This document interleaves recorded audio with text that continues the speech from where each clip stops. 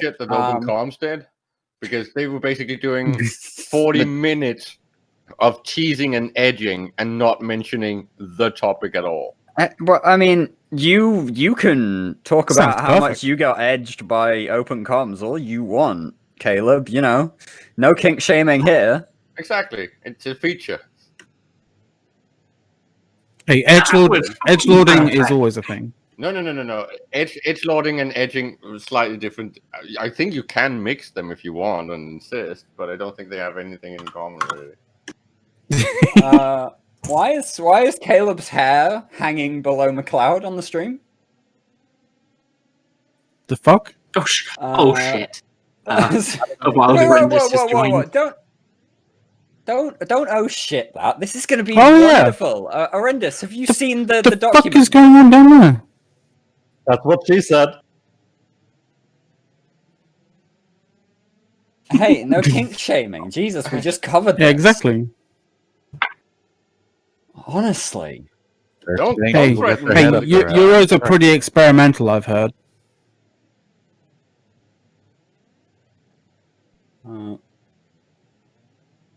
Consider it one of those very famous initiative experiments. Very famous. Antheron, this I- show I- might be a bigger shit show than that No. death block, but we actually intend it to be. No.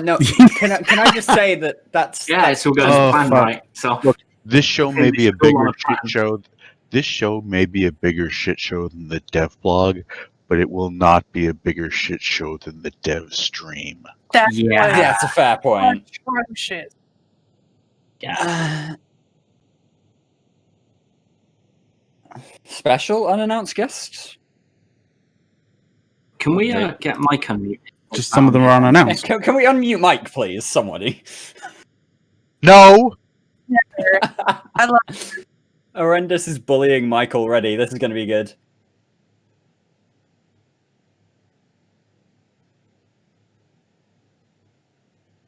Eric's drinking Coors Light.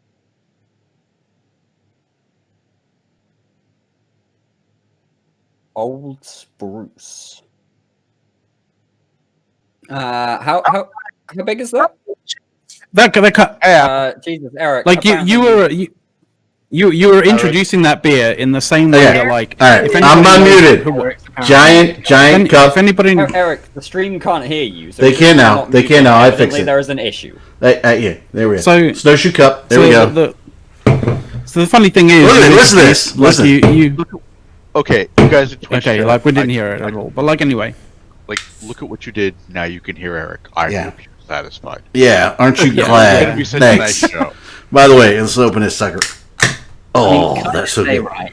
Oh, you know what? That went all I over. think It's nice to see more stream chat interaction that's not just banning and chat muting people. Right. I mean, wait. Stream. I chat think you need to interaction? drop- We need stream chat interaction here. I'll be right back. I think you got need to. beer all I over think you me. need to drop. it. Stop Never muting mind, your we can't mic, hear Eric. Apparently, What? You can't hear me? apparently you No, need to no, stop. you're you're going overdriven away. like crazy. Like everybody's overdriven on the stream, like at the moment for whatever reason. All right, how's that, Like yeah, folks? it's just a little a better? little bit too hot. Stop eating your mic. The mic is like way over here. Ugh. I got beer all over me. CCP diving into borrowed her. one US. Thanks, Apple. Thanks. Brilliant. So are we Cheers. we're gonna talk about the horror show Oh, that TPP streamed the other day. Hey, No. Oh, no, not at all. That. You've got to right. Okay, so we have to play this right. First up, Eric. Yeah? You need to throw up the dev blog so that we can give people Oh, some Jesus. context before we drive into this, because we are going to get to that, guys, and there is a lot that we have to say, and we even have a vast majority of the CCP stream transcribed so that we can give you exact quotes for this bullshit. But Are we talking about Eve on this? Since when are we talking about the first half hour? What is since CCP fucked up and we're going to need the time. How's that? First, let's get the sound right. So while he's getting it up, giggity. Giggity. Is there? I'm married. It doesn't work anymore. You done fucked up, CCP. Is there like anything positive someone wants to mention before we like delve into this? There's doing something. there's positives, but it's like it's like. So you want me just to like Yeah, the it's resource difficult. distribution update here? The one Throw that up. The one you linked. From a high macro standpoint, it's like we're moving in a positive direction. It's just the fallout is fucking epic. I disagree with you. All right, so That's fine. You're allowed to say something positive.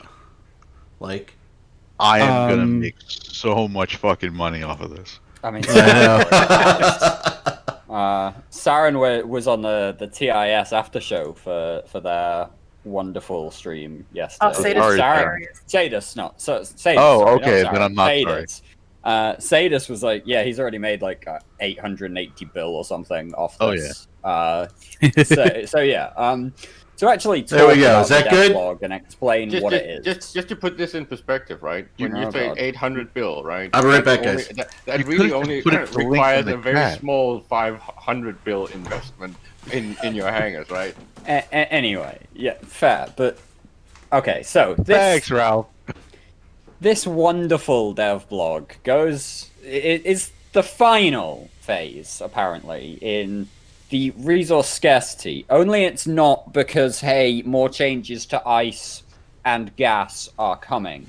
But what's actually going to be changing here is that the supply of minerals with which you build your ships is going to be spread across the different security areas. So Tritanium is going to be primarily available in HiSec, though you'll get some in NullSec, in the SOV anomalies only. SOV anomalies only for Tritanium in NullSec, and it's not going to be much.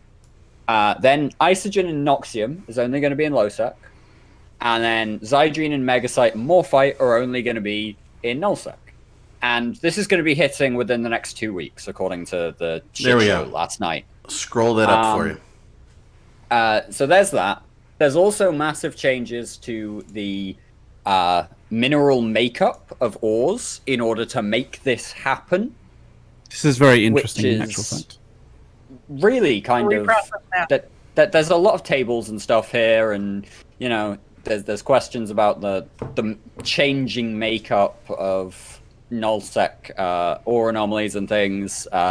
Lots of changes, really huge changes coming in, and then there's going to be a few small changes to the spawn probability of gas sites in K-space, and then wormhole gas sites. You're going to see less of them, but you're going to see more material in those gas sites. So just generally, lots of increased resource scarcity coming in the next 2 weeks. So where do you want me in this dev blog since you had me bring it up here, boys? I just wanted everywhere. Just Put the Everywhere. link in the chat so everybody could look at it. Also that. Okay, I what thought you're you wanted all to display. over it. But yeah, All just over it. Oh, shit, Scroll, I'm- just scroll through I it. just and realised. we've given people some context on that, and now we can kind of move on a little bit. Okay, can I be Villy for a second? No, No. you can be Caleb. What the fuck? Well, because Do you think is this is phase a thing, neutral right? This is area? something- Like, You what the don't fuck? count it all Canadian. This is something about- Caleb, why don't we let other people talk? You have talked about this in all the shows. Yeah, exactly. Actually, I know. we should. I just want to point out before we move on that this ties back to the earlier dev block, and this is something about phases, and there is another phase where we might actually get some of these things back. Yes, I'd which say is that Philly's exactly. phases are more competent than this. Wait. Which is exactly why this whole fucking thing is absolutely stupid.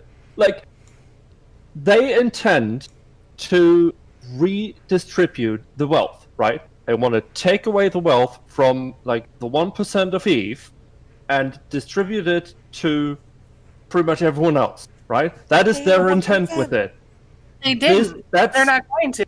Yes, that's Well- exactly the opposite of what's going to happen. Because the wealthy are the ones who have all of the ore and all of the other shit already in their hangars, and they are just waiting. Wait. Let me finish. Okay. They are just waiting to profit on this change, right? They will sell their ores that they already have lying around for a year plus, right? And they will make trillions of it, right?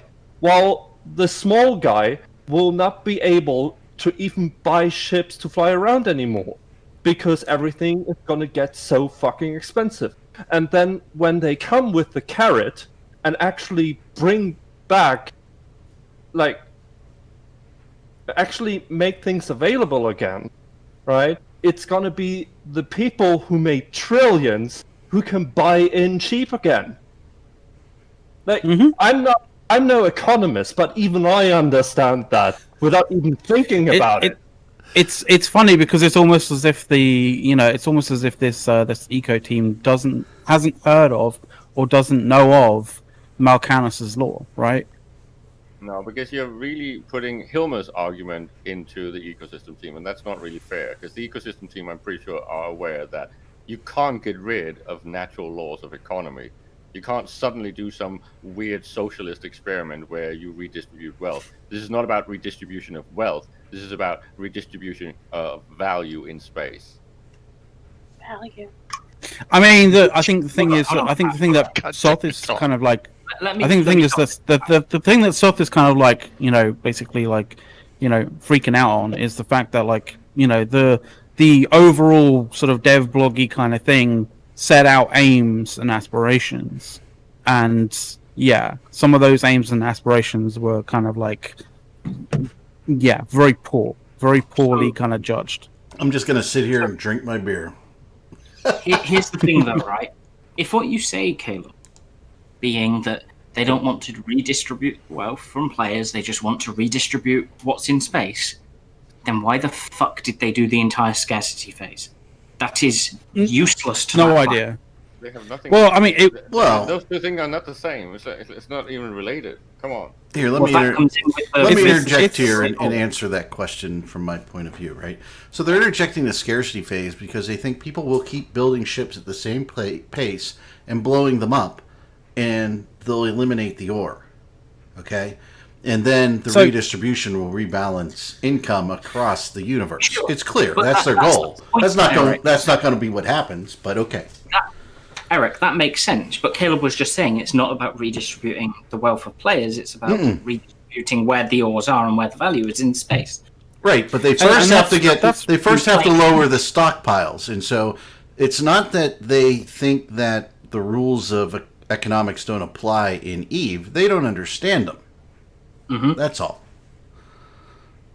But that's a side effect. You can't stop that. You can't stop the fact that if there is scarcity, there's an increase in value. If there's an increase in value, there's an increase in the value of the stockpiles. That's a law of nature, and I'm pretty sure the ecosystem teams completely understands that. Maybe Hilmer might not grasp that completely, but that's a completely different topic, right? The point is that these things will have to do this before we can get to the other phase. And of course, yes, the market guys and the very savvy players of EVE will definitely benefit from this. And again, you can't stop that. That's a law of nature. So you're not going to get rid of the 1%ers, but you may actually shift a little bit of their, call it, power and influence. And this definitely can do that. This is benefiting the miners. No one else, everyone else is kind of tanking. So it's benefiting the miners and the very wealthy stockpile holders. Again, the only people benefiting right now. Well, they're enticing the miners to go into low sec, right? Enticing miners in null. Well, I mean, that's what they think they're doing, right? And they think, again, they're going to put the miners out there to be exploded by roving small gangs. It's the same thing they did with Rorquals that failed. Because they stated, we want to put people in low sec and put them out there. To be fair, Eric, right, we've discussed Rorquals so much, and even you, I think, have agreed more than once that you cannot solve the problem by fixing the tool. You have to solve it at the faucet and the sinks, right? But the downside of this is that because of the increase in value, it will make people a little bit more risk averse, and it will actually mean that they are not feeling things as much as they used to. This is also something that's slightly reflected in the actual destruction numbers, right? Especially now that we have a war, people are all turtling up. The point is, there are downsides, and CCP has not covered them and talked about them. And this is them being dumb, because you have to say, if you're cooling down the economy, there will be negative side effects. That's just the nature of the beast. And what do you think the biggest side effect is? And this is kind of for all of you, right? So like Apple Pay, Rendus, what do you think the biggest downside of the increase in ship costs are? I just want this, like, that's a nice side effect and all those kind of things. But the problem I have with these changes is for a year, we only get a stick. And there's nothing fun to look forward with that for our miners. Hey, it's okay, Apple. The carrot is coming. Like, what? Let me talk. Trust us, right? Yeah, trust us. Yeah. They tell us to trust them. Indeed, no, there is no that much trust with the players in between CCP anyway, and they don't trust our CSM, like they loudly said on the stream yesterday. What a stupid guy say that way, but like. What is there for us to get? What is there for? I stopped mining like half a year after the blackout. I haven't mined because that was like after blackout. Yeah, everybody got away from minerals. I was always an ice miner, and because minerals got like less valuable, more and more people went into ice mining. So it was not really fun and worth anymore for me to ice mine. And like, yeah, that's what is there for me to do? Mining is actually more valuable in our space now because of this war. Our ice is the most expensive right now. Okay, so people are going to become more risk averse and are going to be more conscious about their assets. So there's going to be less things getting destroyed. People are going to, be more cautious about taking fights. There's not going to be, oh, hey, let's go, take this fight just for the sake of taking this fight during strategic stuff. It's going to be one. And that's the funny thing. That is the funny thing, Flood. Like you're spot on with that, because like. And that's the thing that a lot of people have kind of, been really agitated about by coming, because the resource distribution update blog linked back to the original ecosystem outlook, right? And literally the first line of that is abundance breeds complacency and scarcity breeds war. Well, it kind of feels like it's almost the opposite is true. It really doesn't, because you have to have the opposite.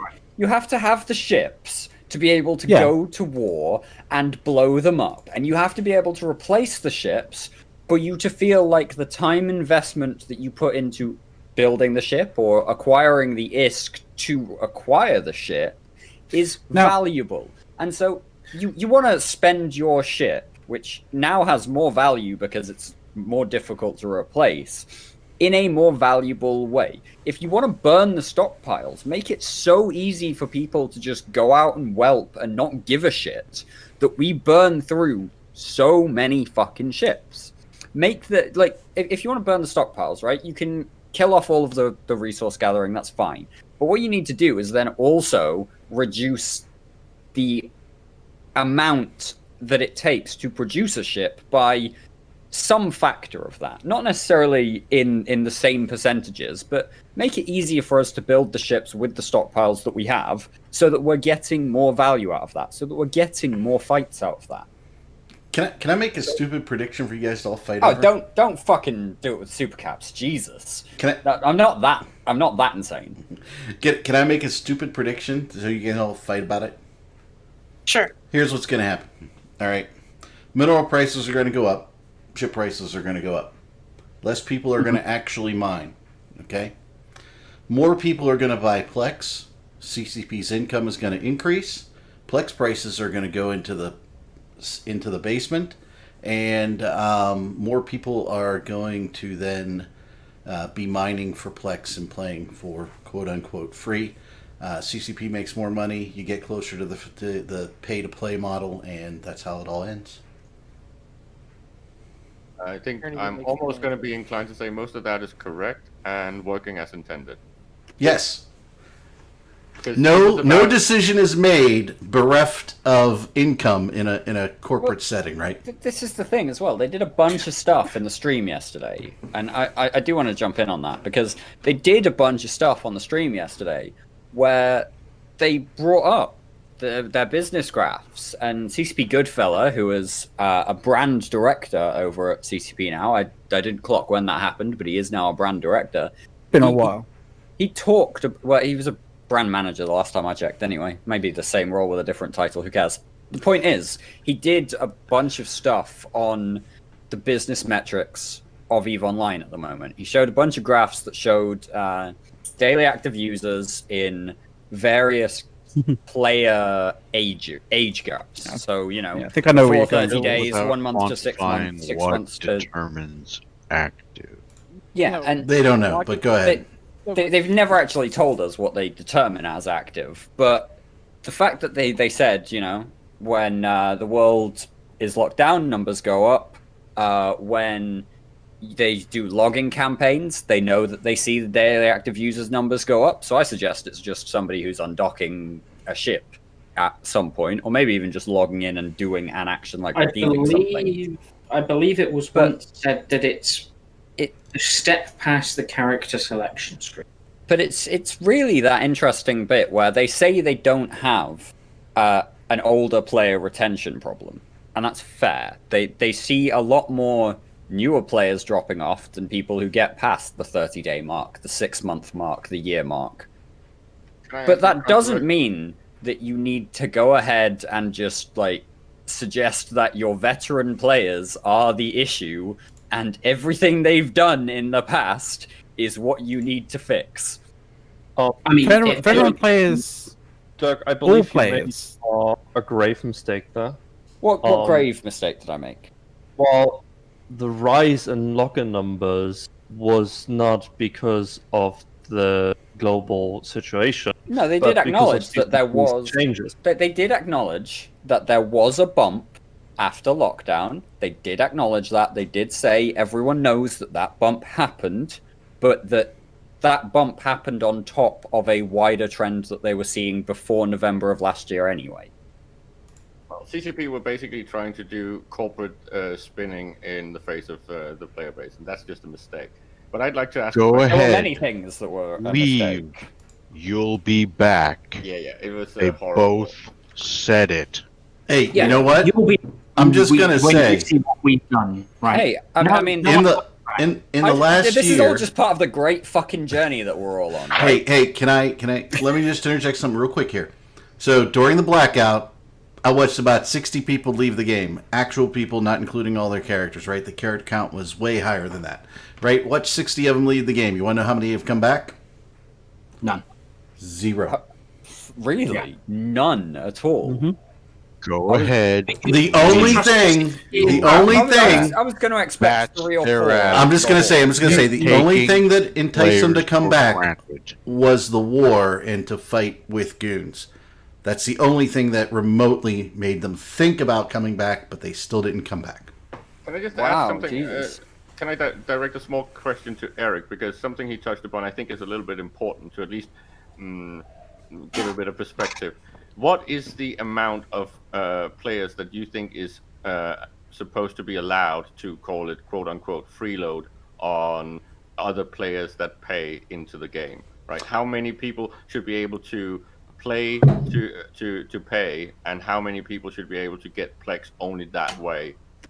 What do you mean? Help me understand, because I'm not grasping your question. Okay, the stats is that I had a little bit of a row earlier today, where people were basically you had a row with somebody? Wow. Yeah, they were complaining that they could no longer play to earn enough money to Plex up their account, and my question was just, do you think that should be the standard? Do you think that you should be able to play this game for free without paying any money to CCP, or getting your account paid by another player? What is the it's a simple answer from me. I believe that number should be as high as possible, and here's the reason. When somebody buys Plex to pay those people to sub their account, CCP makes more money than they do when I Plex an account for a year, 6 months, or a quarter. It's beneficial to CCP from the bottom line perspective to have that number be higher. But my question is more along the lines of how many hours do you have to play to actually play to pay, right? Hilmar has answered that. Hilmar has answered that, and that's about 20 hours over the month. That was where CCP were at thinking about how long you should have to play a month to be able to plex your account. And that was an answer that they gave at EVE London last year. So they've already given that number, Caleb. But we know that. But that's not the number we're at. And I'm asking Eric, what do you Where are we at? Caleb, I think that seems reasonable. But where are we at? Let's level set, right? It is way lower. Where are we at? Where? In the requirement for hours of play. How long does it take in nullsec? How long does it take in wormholes? How long it's different. No, Arendus, the better question is, are you asking at what period in time would you like me to answer this question? Because 2 months ago versus today versus 3 months in the future, 6 months in the future, a year in the future, it's all going to be very different. Yeah, the point is that yes, that is another quote from the CCP stream. But that number should be more equal, right? It should be more equal among the different types of play styles. Of course, maybe you benefit when you're at a certain level, but the point is that you need to get this number more equal, and you need to make sure that it is beneficial to CCP's wallet, because right now it's not in Caleb, there is a level of risk that you see in HiSec, right? There's a level of risk that you then see that is above and beyond the level of risk in HiSec, in LowSec, and so on into NullSec and wormholes. The point is that these things are stacked in terms of the level of risk that you are willing to accept upon your playstyle in order to get a return. And the level of effort that you're willing to put in. Because here's the thing. Caleb, I think it's reasonably admirable to say that everybody in all parts of the game should have to play roughly the same amount in order to plex their accounts. I understand the impetus behind that, but at the same time, in order to do that, you have to completely decouple the value of plex from the value of literally everything else, because if I have to play the same amount as somebody in HiSec, that means we have roughly the same income per hour amount. And if we have roughly the same income per hour, but I have to replace a Titan and he has to replace a cruiser, what the fuck? Yeah, that just ends up in a situation where people end up going like, why am I trying to make money in nullsec? Like, I just literally go and make money in HiSec and keep my other characters in nullsec and then just transfer it around. Yeah, for the record, on an earlier question that was asked directly at me, but I didn't answer immediately, so everybody else jumped in. The changes are going to result in the hack meta becoming even stronger because it takes exactly 0 more minerals to build a Munin than a Rupture. But horrendous. That's fine, right? Yeah. Because there's Team Talos is looking at the hack meta and investigating around the hack meta. And before you guys touch on with this, right? I want to touch up on something with Caleb's reasoning here, right? Yeah, don't let us get in the way of your makeup, man. Caleb, every single plex on the market has been paid. Every single plex on the market has made CCP money, right? And I'm saying what price point? This is about who creates the content and gets to quote unquote play for free, right? Because if you're not paying CCP, someone else is, right? Does it matter? Right. So technically, it's not free. So no. It's time not is paid for. It's already paid for. It's just that the point is, what is the amount or the value that you need to create or generate in the game, both ISK-wise and fun per hour or whatever metric you're using, right? In Null are basically creating content for the entirety of the game. So, no, they're not. They're creating content for Null. Well, they are spilling out everywhere else when it comes to content. So you could say that they should be allowed to play for free more because they actually create value in the form. Well, then how do you define Null? But you're using the term incorrectly. It's not play for free. Play for free is playing on the free-to-play account, period. If you are any other account, your game time is paid for if you're using Plex. I did say play to pay, and I'm not conflating the terms. I'm just asking, what is the level? What is the value? How much do you have to be dedicated to make it, the actual in-game stuff, the stuff that's fun? Well, why? first off, how do you define someone who's in null? I mean, Yeah. are you looking at somebody who is in null in a large group where they can go ahead and drop Rourke walls on ice all goddamn day, or throw Rourkes at R64 moons? Or you're looking at somebody who's living in Great Wildlands with a group of like 60 players, and maybe they've got a Titan. There's so many variables involved here, Caleb. It's like me saying to you, so you want a chicken. What should you have to do to get a chicken? It's just economy 101, and if you look at how much No, it's not. It's not actually. It's not because I'm not telling you where you are. I'm not telling you what time it is. I'm not telling you how heavy the competition is. I'm not telling you anything. There's absolutely no context to your question. Also, just to really quick divert to somebody in Twitch chat saying CCP laid an egg. Yeah, CCP did lay an egg. It's called EVE Online, and it's been the golden goose for about 17 years. Possibly not. I don't know if it's been a golden goose. The income ratio compared to other games really isn't there, but okay. It's been steady, though. I can bring up something Arenas brought up, the hack, the whole thing with, oh yeah, now it's just going to become even more of a hack meta. We've been stuck in a hack meta for like 2 years now. It's annoying as shit. It'll just make them worse. Yeah, and so CCP is like, oh, we're before Munins, it was Ishtars, man. Yeah, before Munins, it was, it's just annoying at this point. Before Ishtar, it was Eagles. Yeah, okay, now here's my next thing. Okay, so you want to go and you want to have all these hacks. Well, no new FC is going to be taking out hacks immediately. So now you're going to have this new generation FCs of people who want to FC, who are stuck in small, shitty doctrines, not being able to learn as much because their alliances having, certain alliances are going to have to be worrying about what they're sending out. Here's the quote from CCP Ratati from last night, and I am literally going to quote this verbatim. So the hack meta is being looked at by Team Talos. They are investigating, not from a resource perspective, but just how it works in the meta. So I think everyone is, a lot of people are tired of the oppressive hack meta. We're just taking a look. It probably needs pruning. We just need to find a good alternative. What is that ship role? What is that class role? Is it encroaching on other classes? Can you separate them? Can we create something more meaningful as a second option? Just literally what we've been doing with the Supercat meta, and we can see that healthy diversity is clear. Faxes, super carriers, Titans, dread bombs, these are all starting to work better as a rock, paper, scissors trifecta than who has more Titans wins at the moment. That's CCP Ratati on who has more Titans wins. The Tech 2 situation. Yeah, it's still whoever has more Titans wins. That's how it's gonna be. There is no real rock, paper, scissors. I'm gonna ask. Why is that a bad thing? Hang on. The issue there is we were just talking before the show about how it was super easy, barely a fucking inconvenience to kill a Titan with 30 dreads.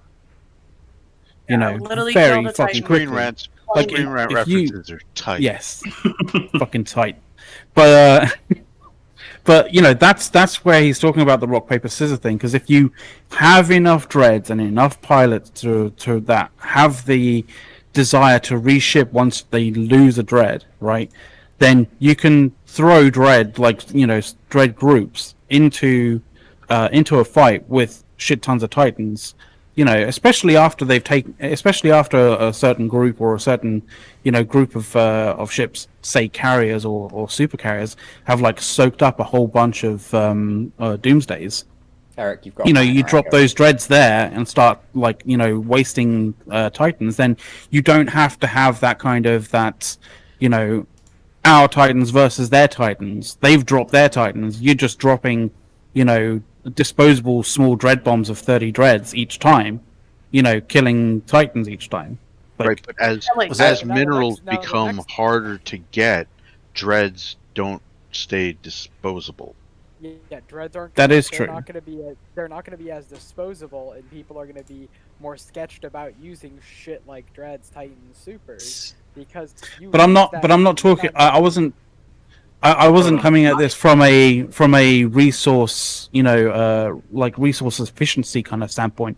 I was just saying, with regards to the rock paper scissor thing. Right, but they're inextricably tied together. If you can't afford they totally are. They totally are. They totally are. Like, and that's one of the stupid things. Well, one group has a really bad like Titan fight go poorly. They're potentially just out of the Nullsec game. We've actually touched on this before at INN more broadly. Arendis, I'm sure you remember, we had a long conversation at the start of this year with CCP Masterplan from Team Talos. I do. And he did actually talk a lot about supercaps and where he wanted to see in terms of the balance at that point. Yeah, but I think... So CCP have been aware of this issue, and they have talked about this somewhat publicly, and I think it's just interesting that we're still here. Right, and there's actually 3 parts to the interconnected mess that is capitals and super capitals. Also, right. Mike and Dawn apparently need turning up a little bit, Eric. Say that again, what? What? No. Turn up Mike and Dawn. Okay. Dawn needs to be turned up a bit. Mike needs to, like... get closer to his microphone. I would love to, but it's this new headset and it's being a bitch. Yeah, blame it on the headset. It's fucking It's a Razer headset as well. Okay. Don't worry, Mike. Don't worry, Mike. When you hit puberty, you'll become more understandable that way. All right. Anyway, carry on. Anyway, so there's 3 parts to this. Part of it is, you know, the basic rock paper scissors that, you know, their devs like Talos are looking at, right? Part of it is the economic side of it. What can we afford to drop? What can we afford to lose? What can we afford to throw away to kill what of the other side? And the other one is, what's going to work? Like, if I can afford to throw away 100 carriers to kill an enemy Titan, great. But if doing that means, congratulations, the server shut down and I don't get to kill the Titan, the hell is the point? Yeah. Mm-hmm. You can't rock, paper, scissors if the systems aren't reliable. If your scissors break anytime you get them near paper, what the hell are you doing? Look at the fight that happened Wednesday. We had all the supers right? used... the battle of 49T. Yes, 49T. 49U, but close. You know, the supers came in and, you know, the supers had the plan of, we're going to get out of here before the enemy super fighters can get to us. We can take out a decent amount of dreads before too many of us die. Server just die. Server's just useless. Nobody can do anything. Trying to pull fighters in. Like, so I had one person I was talking with. They had launched their fighters, NSA'd, turned it off, which is, all of this takes about 45 minutes. Their fighters never actually moved from their ship. They couldn't tell them to go anywhere. And it took him 30 minutes to pull them in from next to his ship. Right. It took me 45 minutes to get into a goddamn citadel. And while everybody was having a similar level of module is not activating, all right, when the question is I push button and gun go off versus I have to do this complex routine to get my fighters to target and go over there and then attack this thing, every step along the way is a potential point of server failure. And will be a potential point of server failure, and will eventually just, as we have seen before, just kill the server. And I've got one better than that, Dawn. And this is something that Elizabeth put in her article. This is your jump bowhead. Yes, I had a jump bowhead because when I jumped in, my fighter tube stopped existing. There was also people who jumped in who had like wasn't there.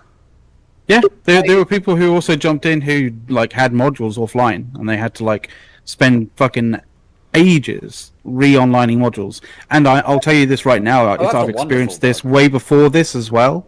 But like, you don't want to in those situations, you don't want to dock and try and online stuff as well, because that's just like that feels even worse because it takes like an hour and a half, 2 hours to dock. In that situation. It was great. Like, it's just watch ridiculous. all my tank just disappear in this million EHP Legion. You know, you've got to really love that experience. By the way, Tycon, did you try and relog? No, when you jump in and you can't tether, there's no way in hell I am going to give myself, well, it's going to take me another half an hour to get from the login screen to character select. I totally appreciate it was a joke, but let's have it on the record here. Fuck that noise. I will. And I'm pretty sure your GM would probably say that seriously at one point, right? So, they would. Throughout this entire fight, by the way, with all the Nixes getting shot because they went for those first. The faxes, because we did have faxes go in, but we didn't have a dedicated fax wing. Fax reps were absolutely worthless and did nothing. It was like I put reps on people. I didn't really see anything change about it. Had no chance of maybe I can catch somebody. Nothing. It was just a fucking meat soak for NSH dreads to kill me. And the other few the servers have been becoming worse and worse lately. In my feeling, it's just bad. The problem here is from the facts kind of thing. Like, no, this is just really quickly, Dawn. Like, Dawn, from the facts kind of standpoint, like, I definitely did in my subcaps like get fax reps, but those were probably from faxes that came in before all the supers came in. So like, I think it was just a case of like pushing all of those people in and new faxes and stuff like that, and people having issues obviously with like, like super sort of fighter bays and all that kind of stuff.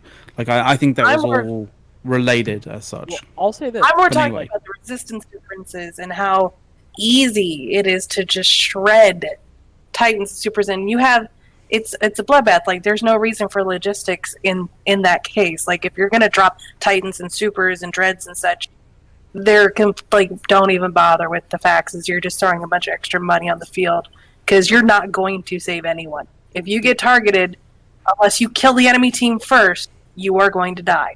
You know what? I think this is a wonderful time to interject into this conversation with another quote from CCP's shit show last night. And this quote. I was getting there, but you're not letting me talk. Oh, go ahead then. The problem with the 49 tag fight is that you are all playing the game wrong, right? You are all not playing how CCP intends you to play the game. No, this is a fucking sandbox game. What do they expect? No. Mike, listen. Shh, quiet. Listen to Soth, man. Okay, go ahead, Soth. Right. You are all going for these big fights. These big fights that we all know from like various news pages that have like even gone into mainstream media, right? The reason most people know EVE Online at all, that's what CCP doesn't want you to do. Now go ahead. Hold it. Time out. Before you go ahead, I have to do this for Soth. Golf clap. Everybody, golf clap. Golf phenomenal. Clap real quick. Excellent. Because here's the quote, Mike. Let me give you the quote, and then you can react as much as you want. Because CCP Retati also said on the stream last night, what we, CCP, have been focusing on is trying to find small roaming gameplay, PvP. That's what we want to support, and we have a couple of things in the pipe for specifically addressing that. There's your quote, Mike. They're going to do it. Because they haven't done anything for small gang play over the last 5 years, right?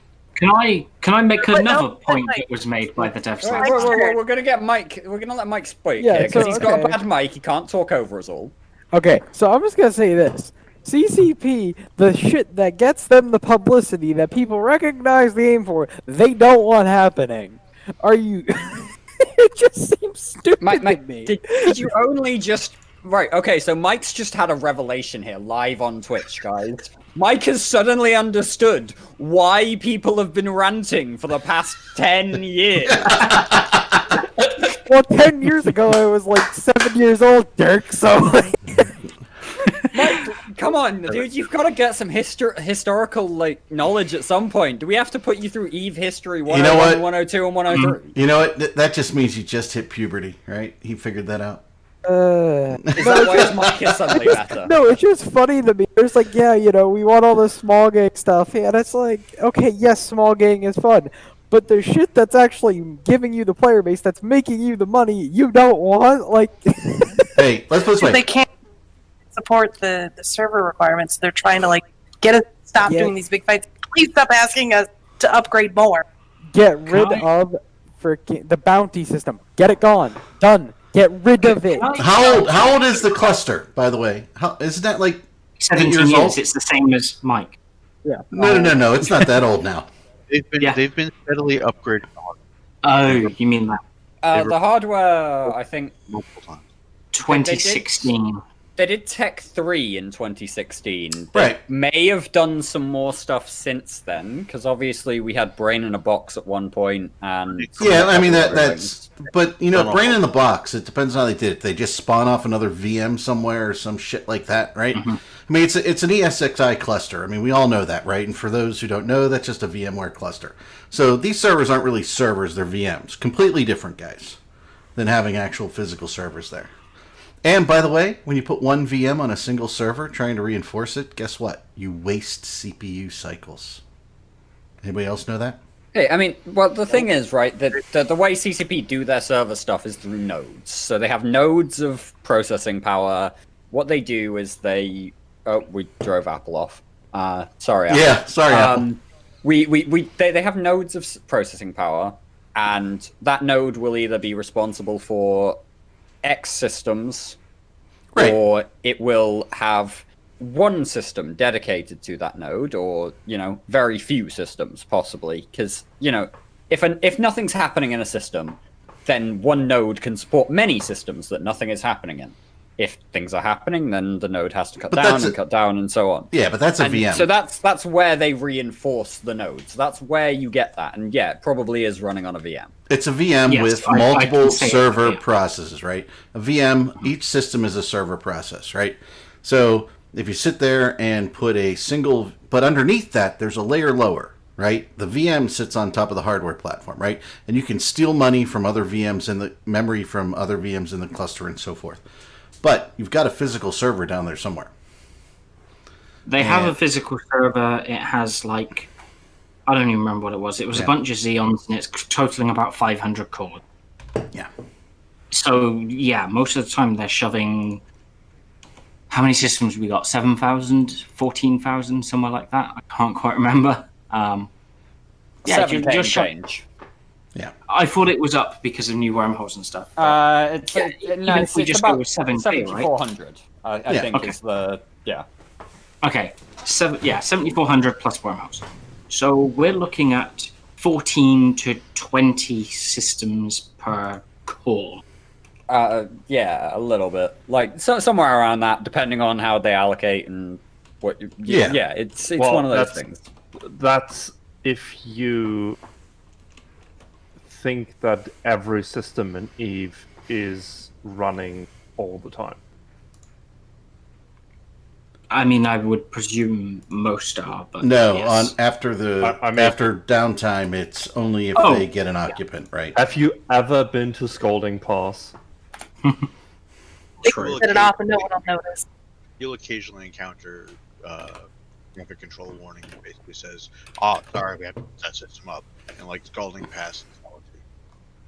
Yeah, no, that's fair then. So, what do we think they're gonna do? Obviously, this is gonna go in, and I understand the idea of this change, but I will hate it. But what do we think? They were hinting at changes to the Orca and to the Rorqual coming up. And to Nosa. I'm pretty sure they're just gonna make it back to boosting chip, and there goes about 8,000 Rorquals in Delve alone. It's okay, Dawn, because at least now you have skill extractors, so you didn't waste all of that SP. You can turn it into money, so that your one boosting pilot can support your personal mining fleet now. Yeah, I only have 2 Rorquals. Realistically, this is how they should have been from the start. And a lot of people have complained about excavators since they were introduced. A lot of people have complained about the Rorqual since it was introduced, and it was massively overpowered. I personally think in terms of the amount of ore that it can still pull in with excavators, it's still a little bit overpowered, and that's only been brought into line because of the things that CCP Rotati's ecosystem team have done to make mining just not worth the fucking effort. So, you know, at this point, I think they should have been boosting platforms from the start. They should have been able to pull in, you know, maybe 2 exhumers worth of ore, and that's about it, and then boost the rest of the exhumers so that you're not... But there's also other balance issues with the Rorqual that come in, like tank, like the jump Hictor Rorqual, you know... It's not even that. And first off, Dirk, if they can pull in more than an exhumer, why do you use an exhumer? Well, there is that question as well, which is why there's a further balance issue beyond just what can they mine. There's such a huge difference, though, because, like, the exhumers can warp in and out real quick. In a Rorqual, you are stuck there for 5 minutes, and you cannot get help out externally other than getting somebody to leave you alone. Sure. Like, there's another issue on mobility, and I think it's actually far closer to the core of why you won't see people go back to exhumers stressed. If I need to get from one moon to the next, do you really expect me to multi-box my mining gang and interceptors to run like 4 systems over? And yes, get yes, I do. Yes, I do, because that will enhance the small gang warfare. No, meta. It will. I can't put those interceptors in the Rorqual, which means when I get to the Rorqual, I can't get my mining chips out unless I put them into a station first. Sothrasel, that's what Fortizars are for, but oh wait, structure spam is bad and we need to not be doing it. Pain in the ass, people won't do it. Did you just mix Arendis up with me? Yeah. No. Like, no. Said elsewhere in the chat. Can I sidetrack anyway a second? Because something just clicked to me reading about the CCP quotes yesterday. Oh dear. So if anyone's been wondering why we've had a lack of content for other places the last 2 years, it kind of got summed up. They openly stated they've been finishing stuff off and shelving it. No, that was specifically the ecosystem team, right? Because that was a wider comment. They've been finishing content, shelving it. No, that was in the context. That was specifically about the ecosystem team. That was about what the ecosystem team have been doing. That's what they've been planning, and they've shelved a lot of their future deployments so that if after this change in 2 weeks, they feel they have enough data after the first week to go, okay, we can push the next stage. They can push the next stage then, rather than having to wait another week for the deployment to be finished and to be ready to go. But that was actually covered a little bit earlier. Except for all the code changes that they have to. Except for all the code changes they have to revert, retro into. Yeah, there was a thing quite early on from CCP Psych that was relevant to that, but I can't quite grab it at the moment. While you look for that, here's an idea. If they give what do you think? I have to throw out the plan. Arendis, you're a bit quiet, by the way. Can I answer, Dawn? Sure, go ahead. Well, because it looks... The gentleman from the other country is recognized for 30 seconds, thank you. Because from the chat with CCP and from all the stuff that's been going on lately, I see it almost similar to what you guys were mentioning. Rorqual and Orca is going to be fixed eventually and become what it was supposed to be, and it's going to be nerfed when it comes to mining. It's not a solo miner. It's going to be a support ship again. What is most likely also going to happen very soon is you're going to see the ESS being launched, which was hinted at with the inflation comments. You say hinted at, like you're pulling ESS out of your ass there, Caleb, and you know it. Nobody said anything about ESS. It was, if it was hinted at, it was a very vague hint. Why are you attacking me for something that is based on not just what was said, but what always got discussed on TIS in the reaction stream? where we basically... Oh yeah, because I listened to I've listened to the entirety of the reaction stream, and among the 6 hours I've spent transcribing the bullshit with CCP today. Don't get mad at me for having to do that, right? I'm just trying to share with you what I have seen to answer the fucking question. And Kenneth Feld was on there, and he didn't leak anything, but when asked about this, he said, yeah, watch this space. And we know that the ESS thing has been discussed as a solution to this whole problem, right, with ratting. So I'm just saying that was very clearly hinted at being something that's very soon on the horizon. I'm going to say 2 to 3 weeks is going to be when we actually get a devlog about this. So you're going to see the solution to overprinting of ISK. You're going to see the Orca and the Rorqual being put into high priority to get this fixed. And on the actual lollipop side, on the end of all this, what is dynamic distribution and the whole intent of the ecosystem's work, you're going to see some sort of putting back some of these resources into space.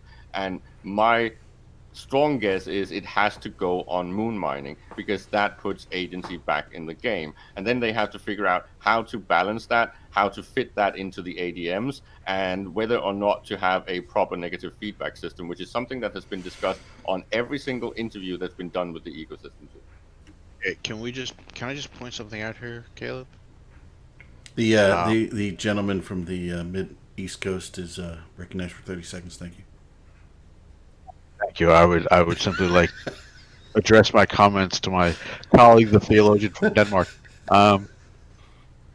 So, Caleb, I understand what you're saying about Kenneth Feld's comments, but watch this space doesn't mean it's anything about the ESS.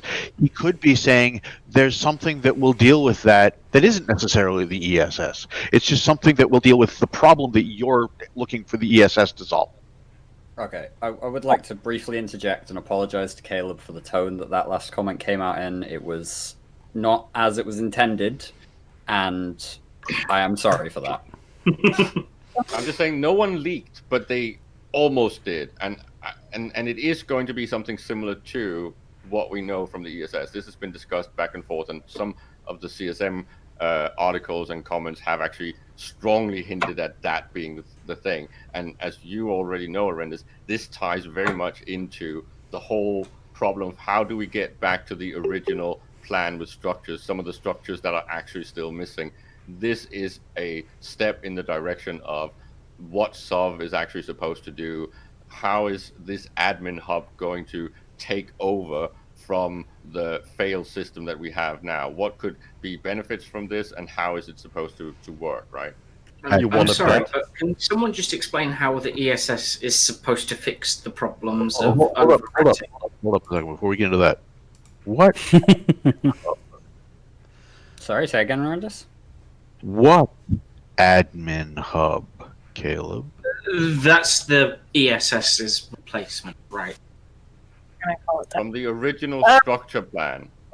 But are we dealing with ESSs, or are we dealing with a totally new structure, the administrative hub, etc.? It's going to be a permanent fixture in every system, and I think they're going to call it that. It's going to replace the ESS. So I think they're going to take the ESS out of the game, that module, and basically everybody ratting just loses 20%. You don't have a choice on it, and you can't share it out. You can't force it, but anybody can come and steal it. And you're kind of just stuck with accepting the fact that you're going to lose 20% of your bounty unless you sit there and baby this thing like a hawk, which nobody fucking wants to do. I don't want to warp. Fucking completely ridiculous. Tell us how you really feel, Don. I'm a little crazy. I already Cloaks and Black Ops are already like in a terrible balance right now that I don't want to sit there and warp into a inhibbed micro warp driveless area to fight overpropped phantasm stealing from an ESS, because they make it so you can't use MJDs or MWDs in the same area as well, and it's got to be battleship or smaller in the site, and you can't sino in it. So it's going to be literally just overpropped phantasms running around, impossible to catch every time they go in. So at some point you just say, fuck it, take the 20%. I don't care. I'm not going to. I don't want to do that. I just want to address something in chat quick. Neuramori, you can't put it in a Hellspawn. They are fixing them in place at the sun. It's a spot. Like, it's a thing you go to, and you don't get to choose. It just goes.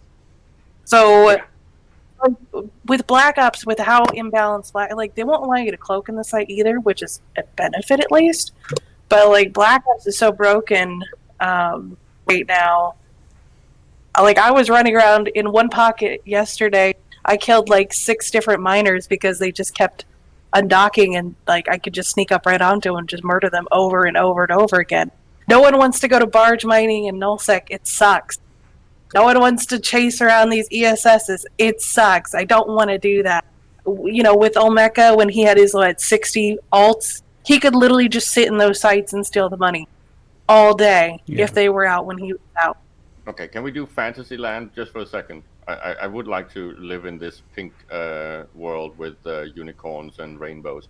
But let's assume that CCP are not completely idiotic, and they are actually, if they're thinking about bringing in something like a forced structure like this, that they don't land it anywhere near what Dawn just explained, because this is supposed to be... that's what they've explicitly stated they're doing on stream, Caleb. Come on. If they're using this... That was Rise's exact words, pretty much.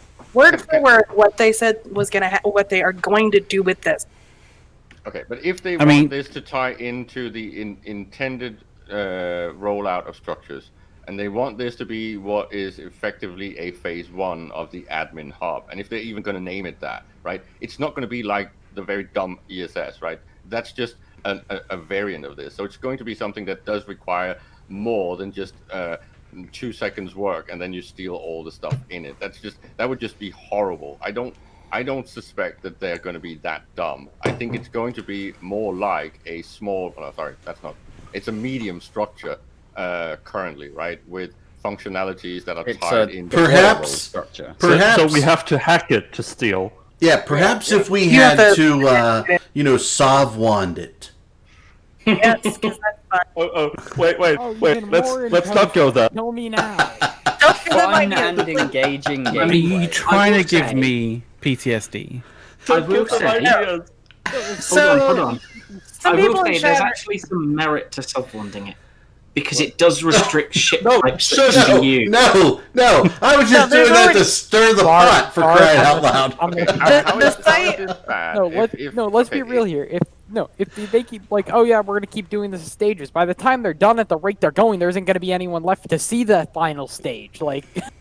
At this point, real quick, let's just assume for a second that they have something that resembles a plan. Something like having hacking or the equivalent to do some sort of minimal siphoning.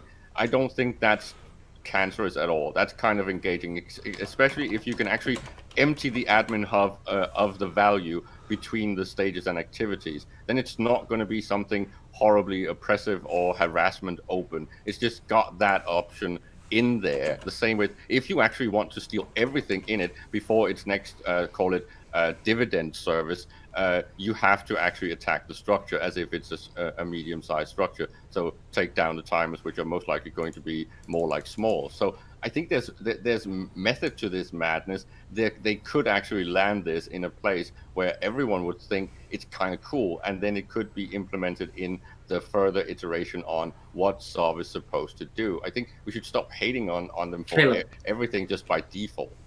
Can we stop? But they make it so easy. Hold on. This isn't a player-done structure, Caleb. This is an NPC one related to whatever local faction. Think Edencom Cynojammers. Think the stellar reconnaissance things that Trigs have, right? It is a LCO that you can interact with and do one set function. And in all of this, right? In all of this that we've just had over the past 5 minutes, I'm the one on the show that's not letting anyone finish their sentence, as if that isn't a fucking feature of this show. Can we stop talking about what I am supposed to do? Huh? Oh, sorry. Well, I do have to stop here and do little station identification here on the Imperium News. We have to thank a few people because there have been people following in things throughout the show. So Sebastort, thank you for the follow. We also have Baron of Ebernium. And, maybe that's it. But thank you for following Nano Juice. And I'm just scrolling through here because I do like to acknowledge the folks that do follow. Haru Etsu just popped up. Night Flyer. Yep, Haramasu. So thank you guys for following. And remember, you can always... Eric. What? Go ahead. It should pop up like... Oh, God. I don't do any shoutouts on Thursday. Y'all know who you are. Thank you for your subscription, or whatever the fuck you're trying whatever to... you just... There it is, there it is. There you 6 go. Thank months, you for that. thank you. 6 months, right. So, yeah, I had 56 earlier, so, So to circle back a little bit to the bit where we were talking about deployments being shelved, and how I was saying that was contextually about how they have the next few bits of mineral changes and redistribution changes all planned out and ready to go, apart from whatever code tweaks they need to make it work with anything else that they push. I have found the quote from CCP Psych, and it is something of a long quote. But what he says is that they don't want people to be self-sufficient. Then he says, going into the next steps, how we're going to move forward, it depends, especially for the very next step for resource distribution, and it depends on what will happen in LoSec. So this place we're in now, and this is the key bit, or at least will be in a couple of weeks when the release comes, is a milestone. What you're seeing now, we didn't come up with this idea last month. This was actually a table I had on my PC back in December, before we even did the asteroids, the first asteroid pass. So this is an actual milestone of what we're trying to achieve because we're getting clearer on what the goals and what the end result will be. That doesn't mean we've set our mind on that this is the new status quo, the new world order, and nothing's going to change that. But this is why we needed to do steps and why we still have a lot of steps. So that's where they're getting that kind of, they've done some of the work on this, they've done it, they've shelved it, it's ready to deploy. They've spent the last 6 months apparently working on these changes. But the fact that they had this idea on a PC, in a table, back in December, tells you that right now, when they say, hey, we're learning from what is happening, and they can't be tweaking that much, because they were talking about this last December already. They know where they're going, they just won't tell us, and I wonder why. Okay, but, I've got to head out to the meeting, but before I go, I would just like to remind Dawn that she's wrong about something. It will not be overpropped phantasms. It'll be overpropped succubi doing 10k a second. Oh, that's true. That's true. You're right. But if you want to fight things that are, moderate sized, you can use a phantasm too. They wouldn't want to fight. They just want to run from system to system, making money. Yes. Mm-hmm. So I want to sidetrack though back to the main distribution, quick, if that's fine. I guess I'm not seeing anyone contesting that, so I'm going to go. You see, the bit that got me was the dodging the answers about how this affects the smaller groups yesterday, right? It was, we're looking at the macro, we're not looking at the micro, we know we're going to hurt them, but oh well, but in more words. And I was sat in the discords of many smaller groups that I know people in, having chats with them, watching their reactions to the dev blog and watching the streams, and half of them have just noped out of the game. Those that are staying have put their plans on hold. Some of them were going to start making pushes into null. They can't do that. Because they can't get the materials to build the dreads to counter the groups that already have faxes, because they can't fight fax in a fight, and the standard response is drop a fax to back up the battleships.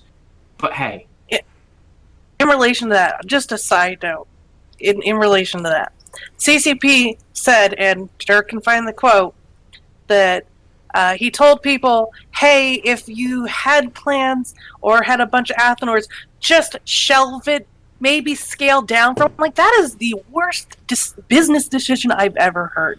To tell your clients to do less stuff in your game, because then they're going to go do something else. And I was like, did they really just tell us to stop?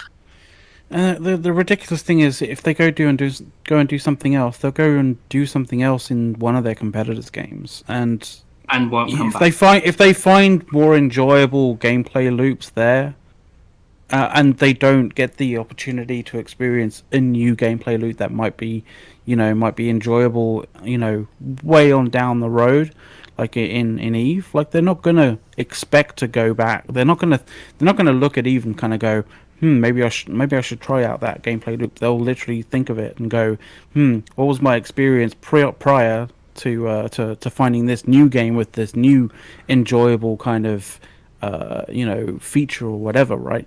They'll be like, yeah, CCP fucking me over. Yeah, I'll probably stay where I am. Yeah, well, to pile on top of that. Seriously, you're doing an unfair comparison, both of you, because you're comparing other games and games gear and tools with EVE Online, and it's really not the same thing. You're not necessarily. You're not. I'm not comparing it. The only way I'm comparing it is in in enjoyment. Can I finish? Gameplay wise, you're fundamentally right. The fact that the game design should not remove your ability to do stuff. The point is, are you supposed to be entitled to do it in the stuff that you're used to and without an increase in cost? And I think that is the important discussion to have. What is the cost point for these? Hold on, I want to do something. Well, I want to break in here.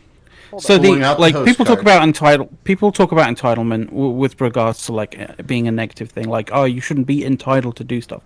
Well, at the end of the day, we're buying into a product, right? We're buying into wanting to enjoy our free time in an enjoyable way. That's where the entitlement is, where we're going to throw our money in order to enjoy, the time invested in it. That's where the entitlement is. It's not about entitlement of, should I get X for free or should I get Y for free or should I be able to do X or Y in a particular game. Like, the entitlement sort of part of the equation is entirely based around enjoyment and enjoying an activity for the amount of for money or value that you put in. Let me interject. However value you want to actually determine. Mike, let me get in here. Right. So, and as they found out with Hilmar's famous chaos time frame, right?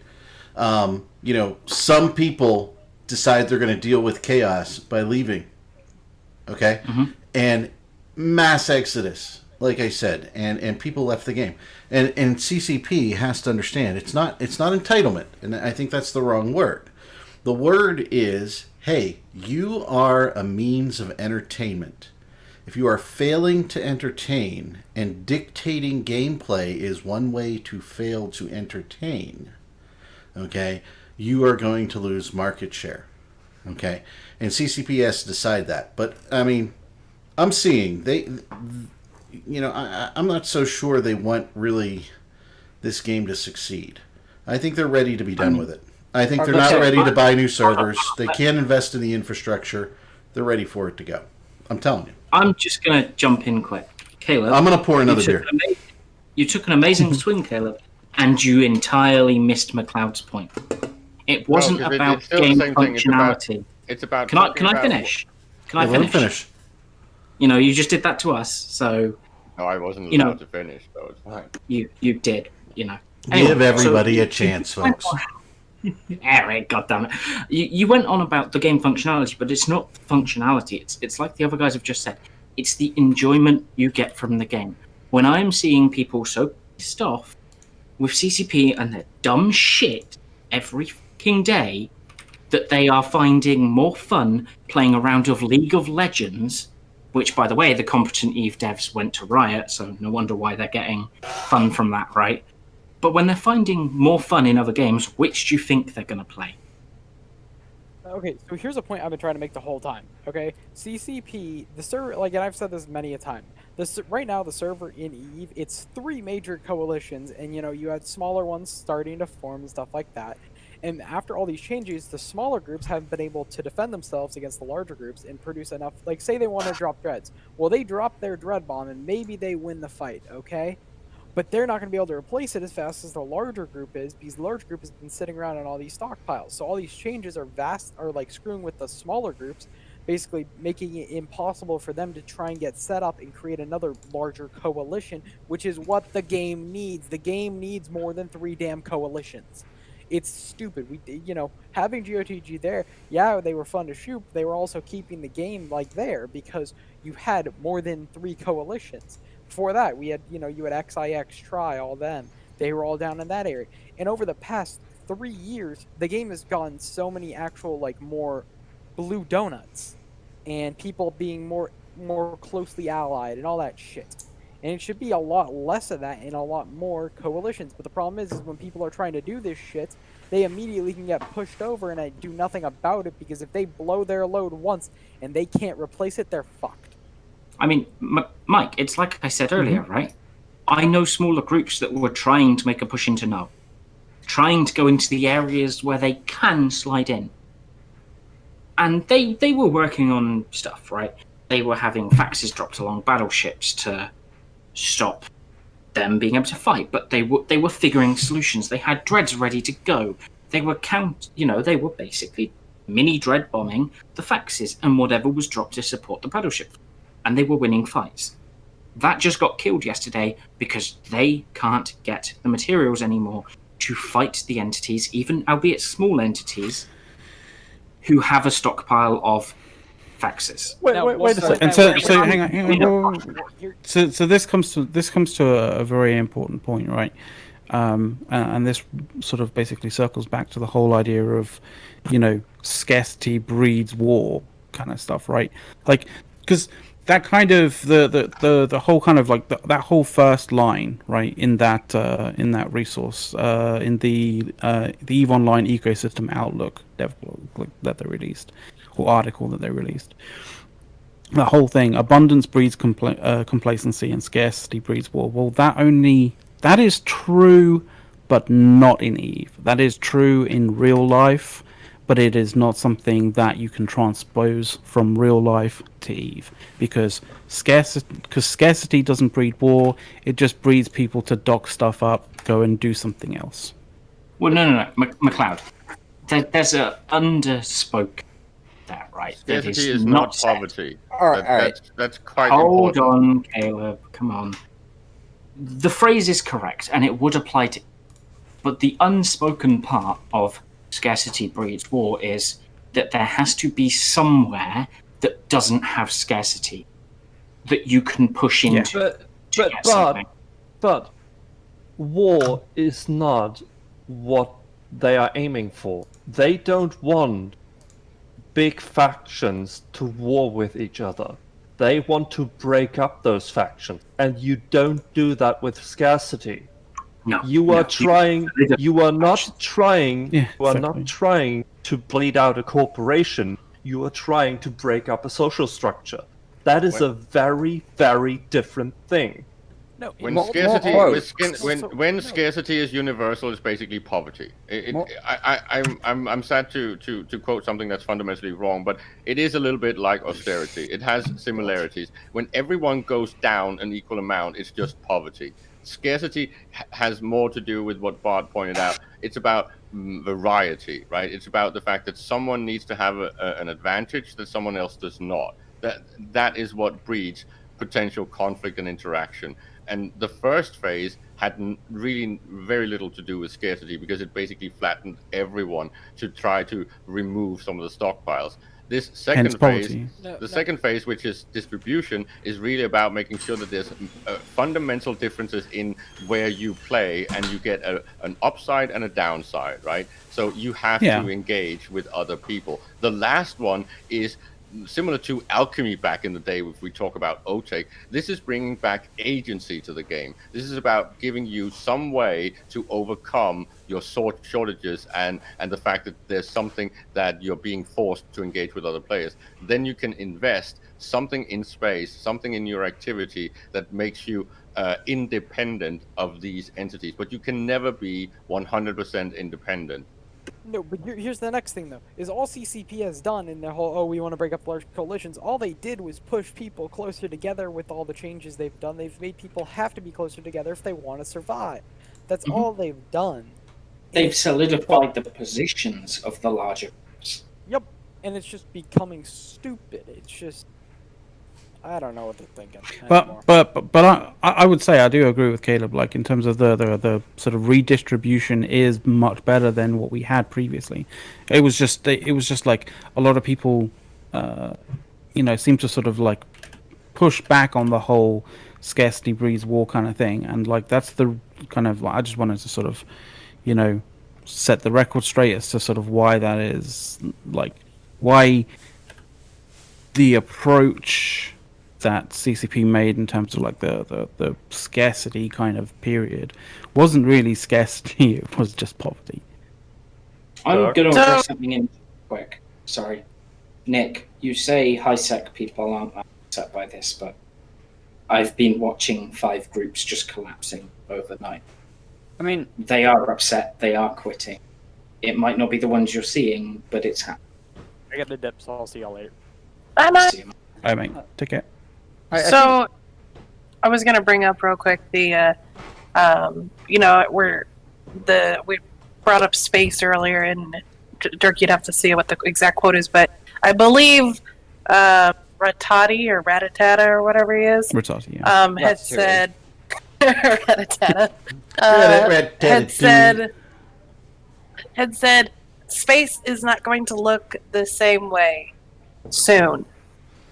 So, when he was talking about that, it sounded like he was saying like Sov is going to be different, there's a things are going to change. Actually, I think that's more Triglavian related. Right, there's a better quote for that here, and I know that there was a comment about that expects that Sov will that is assuming that nullsec and Sov space will remain as it is today, and that was CCP Psych, and he then later went on to say, following a short comment from CCP Ratati with some talk about hard choices for nullsec alliances, Psych said, "We need to make room, but one thing I think we can share is that close to what the end goals look like is for Sov space, there needs to be a meaning for you to have to control the space.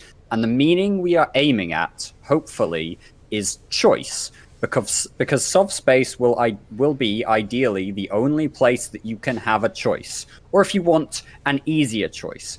That's assuming with the details of dynamic distribution, which it's a lot of steps to get there, but choice is one of the most important things we want for Sov space. Like, choice? What the fuck is that? If you look at saying we don't have choice now. The upgrades in the iHub change what your anomalies are going to spawn. They had that in the exactly.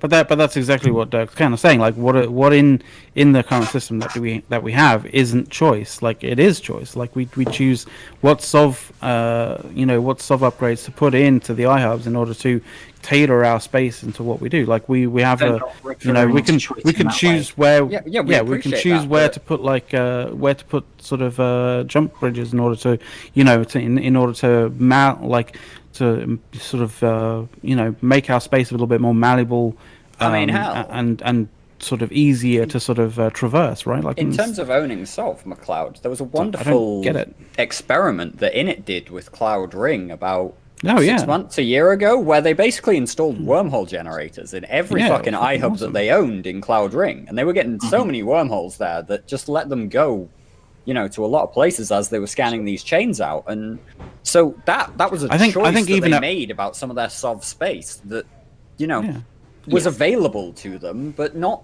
many people do it, because it also means that those people can come back at you. Yeah, sorry, I think we even had to file a bug report on some of the things because they weren't actually functioning. Like the higher level sort of wormhole generation upgrades weren't actually doing dick. Anyway, what was that, bud? Yeah, no. So I'm sorry, Dirk. I didn't mean it in like a dick way, right? Of saying that's not the choice they mean. I mean it in the sense of with what they're doing with HiSec, with Trigs, EdenCom, what they're doing with LowSec with EdenCom Sinojammers. It's clear where they're going, right? Null is going to be affected, but it's going to be less affected. And it's going to be the only place you can go to get away from whatever shitty idea they come up with regarding Invasion's doing some crap, changing the landscape, right? But I really hope that I fully get away from it. I have yet to interact with anything about the Triglavian stuff other than the few high-sec systems I've had to fly through, and I just zoom right through. I'm sure some people like it, but I think it's like the dumbest thing. I don't want to fight NPCs to battle out somebody that could, like what we did in Nyarja. There's interesting opportunities there. I'm sure some people like it, but I have absolutely no interest in it. I find it kind of freaking stupid kind of thought popped into my head regarding player choice, right? That kind of like that whole sort of shtick of like soft space will be the place where players get the choice, right? I just hope that choice isn't you can choose to like what we give you, or you can choose not to like what we give you. I just hope that's not the choice that they're talking about. Well, Dirk, did you find it? Yes, I have. I have the quote you are looking for. So, is there anyone here who actually watched Talking in Station yesterday? I did. So I'm not talking about hearsay here. No, okay. I didn't even know. I didn't even know they were still on the air. There has been references to a Talking in Stations show and to a thing between Matterall and Brisk in the Twitch chat. So, or Matterall and Sadis as well, right? Well, Matterall and Sadis, but yes, but about Brisk. As I understand it, Matterall was defending CCP's decision to not tell. I don't care whichever show it happened. So, Matterall was defending CCP's decision to not tell the CSM about the changes ahead of time. Brisk clipped it for us. Wonderful. Actually, we can just go ahead and... Brisk, you clip... No, there we go. It's working. Okay. I have a really big issue with that, because people are talking like it is a binary decision.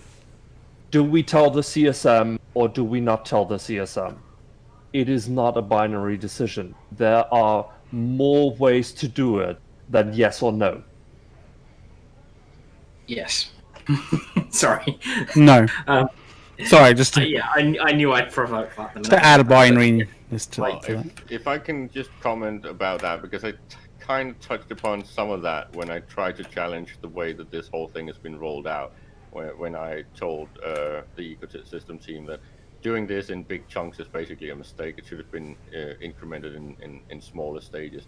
The whole thing that this ties into is the fact that if you want to do it like this, then you're forced to almost do that binary thing, right? You have to hide the facts because you're not having the greater discussion with the CSM. Well, okay, so Matterall's a moron, first off. Yeah, first of all, but that's because of the tinfoil hat about CSM. Okay, Caleb is biased. But the point is, if you want to discuss this with the CSM, you have to discuss all of it. You can't just say, "Oh, we will discuss the first phase or the second phase or the third phase." You have to discuss the whole shebang with the CSM, because they need to argue every single point and maybe tell CCP, "Yeah, this is actually an interesting goal. Can we reach it? How do we reach it? What is things like player behavior? What is things like fun per hour? How will this fuck up the doctrines?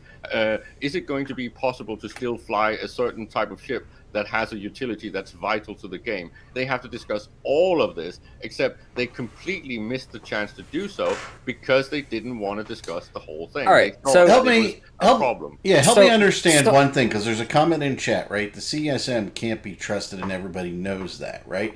When's the last leak that the CSM did? That's a very good question. They were a certain individual was accused of leaking certain CSM information, but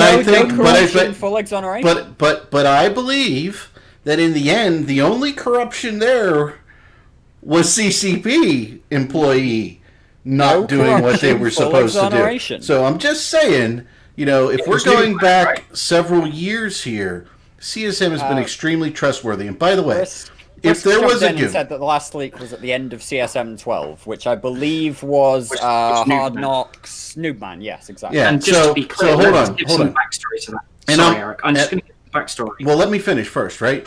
So, number one, I as a player and on the goon side of things, right, would be very upset because it would reflect badly on me personally being in Goonswarm if somebody from Goonswarm leaked. I would be very upset about that, okay? I would be offended and I would be pissed off at those people. And I think most people would. Things where, like, right? You're on our ticket. You're representing us there. Yes, not just in terms of like representing the player base, but you're there under our name. We put our trust in you to go there and represent the interests of the player base. And here you are fucking leaking it to not goons. Just to play around for yourself. Like, no, don't do that shit. I want a better game. I don't want a better game just for goons. Because if it's a better game just for goons, guess what? It's shit it's shit for everybody else, and then people will leave, and then there's nobody to play against. Guys, okay? I think, that makes me mad. I think people misunderstood what I meant when I said it's not a binary thing. I don't mean that the other option is to just tell them a bit of what they're planning. That's not what I meant.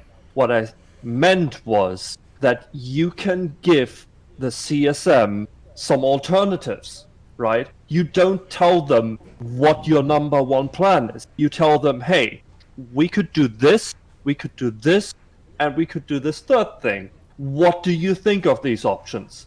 They don't know what's coming, right?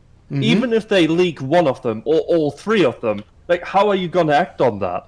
Well, and all three of them could even be false to what your true story is, but at least it gets that conversation going to find out where nullsec alliances, wormholes, lowsec, and stuff are thinking. Because I guarantee all of them would be like, this is stupid. Sofracell asked me to prep a quote on this. Go ahead. I think it is important to get this out here, because this is another one of CCP Ratati's quotes. And he said, one thing on the CSM feedback. We talk to the CSM every day about all the things that we're doing, except these changes, and he was very forceful on that, except these changes, and we're working very well with them across the board. We leave them out of this because of the implication. If you know what is going to happen to the universe, it is simply very difficult data to have as an insider, and we just don't want to put that responsibility and potential distrust from the rest of the community that they actually had this information earlier than anyone else. So they were informed at the exact same time as everyone else. That was a conscious decision that has nothing to do with working with the CSM. And I have a couple of follow-up comments on this before we jump into this. Okay, go ahead. First up, how do you make a conscious decision about what information you're going to release to the CSM without making a conscious decision that has something to do with working with the CSM? First up, that statement makes absolutely no fucking sense whatsoever. Second of all, there were comments from certain CSM members that suggested that the CSM had seen this a couple of days in advance and were incensed about it and tried to make this, you know, a little bit softer, tried to suggest to CCP that this was the wrong way to go. I believe that happened on the TIS stream last night. It was one of the things that I remember hearing from Kenneth Feld before I turned it off. And so it's one of these things where, are the CSM telling us the truth? Are CCP telling us the truth? And there was a comment about earned trust. And personally, I think the CSM have earned my trust more than CCP at this point. I believe them when they say they tried to soften this up, when they tried to turn Omega worked real hard to ruin hey, Supers, look, so. You know, Dirk, let's just be clear. Not just that I trust the CSM more than CCP, but there are now 5 CSM members that have openly stated they knew multiple hours to multiple days in advance of the announcement, versus 1 CCP dev. It's not just who I trust more, it's how many are saying it. and saying it within minutes of the announcement, right? So it's not like they've had time to go away and create some story.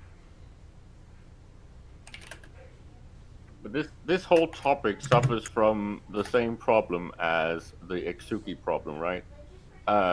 When we're talking about something like ecosystems and macroeconomics, there's a limited amount of people on the CSM that actually really care on a fundamental level or would understand what it is that's actually being assumed to be the way forward, right? This is where it bothers me that we don't have someone like Aerith or Minna on the CSM, because they needed to discuss this with someone that might actually show an interest in it, because every time I read the CSM minutes, the market stuff and the ecosystem stuff is like maybe a page or a page and a half, and there's like only 1 or 2 CSM members actually quoted in there, as if the rest are just glazing over going, this is not interesting, right? This is why something like this should have maybe been a focus group where they open up the questions a little bit more. And I'm just thinking, where were everyone about this topic when the first devlog came out? Why have we not been discussing this a lot, right? To give some feedback to CCP, because we haven't. They've been pretty much been working in the dark and not had anyone to communicate with about it. The issue there, Caleb, hang on, bud. Hang on. Yeah, McLeod's been hang on, quiet. fucking hang on, dude. Sorry. Like, the one issue there, Caleb, is when we end up being able to read the CSM summit minutes, like, we don't know what has been redacted and what hasn't. So when we see like a small section, you know, on the ecosystem, you know, only small kind of, you know, only a small amount of interaction, only a small amount of notes kind of thing, a lot of people assume, because the whole thing is redacted, and we don't see how much is redacted, just like we just see the stuff that isn't redacted. Like, people assume that there has been conversation, there has been a fair amount of talk. It's just because it's ecosystem stuff, they can't just go and post it on, you know, on Summit meeting minutes that gets shared to everybody playing the game, because then everybody knows kind of what's going to happen, and they can go on the market and start, like, you know, making shit tons of money, and that's exactly what CCP doesn't want. So a lot of people assume, wrongly or rightly, I have no idea, that, you know, when they see that there's not much in the ecosystem, that most of it, if not almost all of it, is redacted. It's one of those issues with the, you know, with CSM being what it is. So can I jump in quick? Sorry, McLeod. Go ahead, Burgers. I've had a personal DM off of someone I know that's been watching, and they just want to ask one question. And yes, they're doing. Caleb, are you trying to go for a job at CCP or something? Because, like, wow, you are very heavily defending them. No. Okay, seriously, guys, I've been talking about this since before fucking CCP put this team in effect, right? I will, in Caleb's defense, agree with him on that. He's not looking for a job at CCP. Caleb actually, like, Caleb's enthusiasm here for this is because Caleb actually fucking believes in this, and this is part of why we end up with such dissension, disagreement. You know the crazy thing, Dirk. You know the crazy thing, Dirk, is at the highest level, at the most macro level that you can look at EVE and look at how EVE is constructed. I, in very much the same way as Caleb, believe that this is probably the better way to go. It's just the worst way to get there. Agree. And again, just to defend myself, I've been talking about this for more than 8 years. Maybe not been that much in the media about it, because I usually just focused it with the people that play the same game as me. I started campaigning hard on this 4 or 5 years ago with Dirk McGurk, right? Because I really saw that the game was just going down a hill, and there was no thought of focusing on this from CCP. Hilmer had not come back and noticed anything yet. There was no ecosystem team. The people that used to deal with anything economic had basically fucked off from the game, right? We lost CCP Quant. All of these guys that actually care about making sure that these things are balanced on the resource level, so the game does not completely quality of life creep or go power creep and gets to the point where we are, right? Already replaced. Maybe not so much now, but 2 years ago, no fight mattered at all. No one gave a shit what they lost. Well, nobody gave a shit what they lost there. And at the same time, you know, the fights weren't happening because there wasn't any reason for us to fight over stuff. There was no reason to go somewhere else and take their Sov other than to, I don't know, bully a group into giving us their faction Fortizars. It wasn't a case of there was no reason to fight.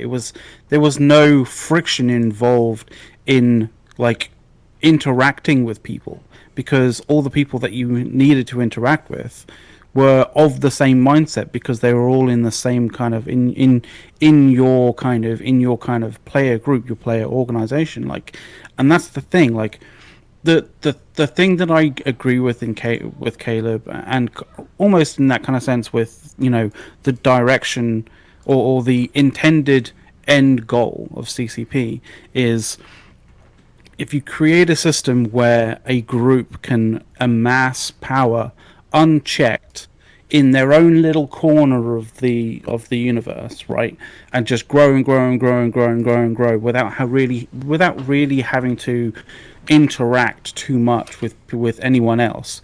And I will stress too much, right, because you do have to do a bit of interaction in order to actually, like, you know, say build a shit ton of Titans.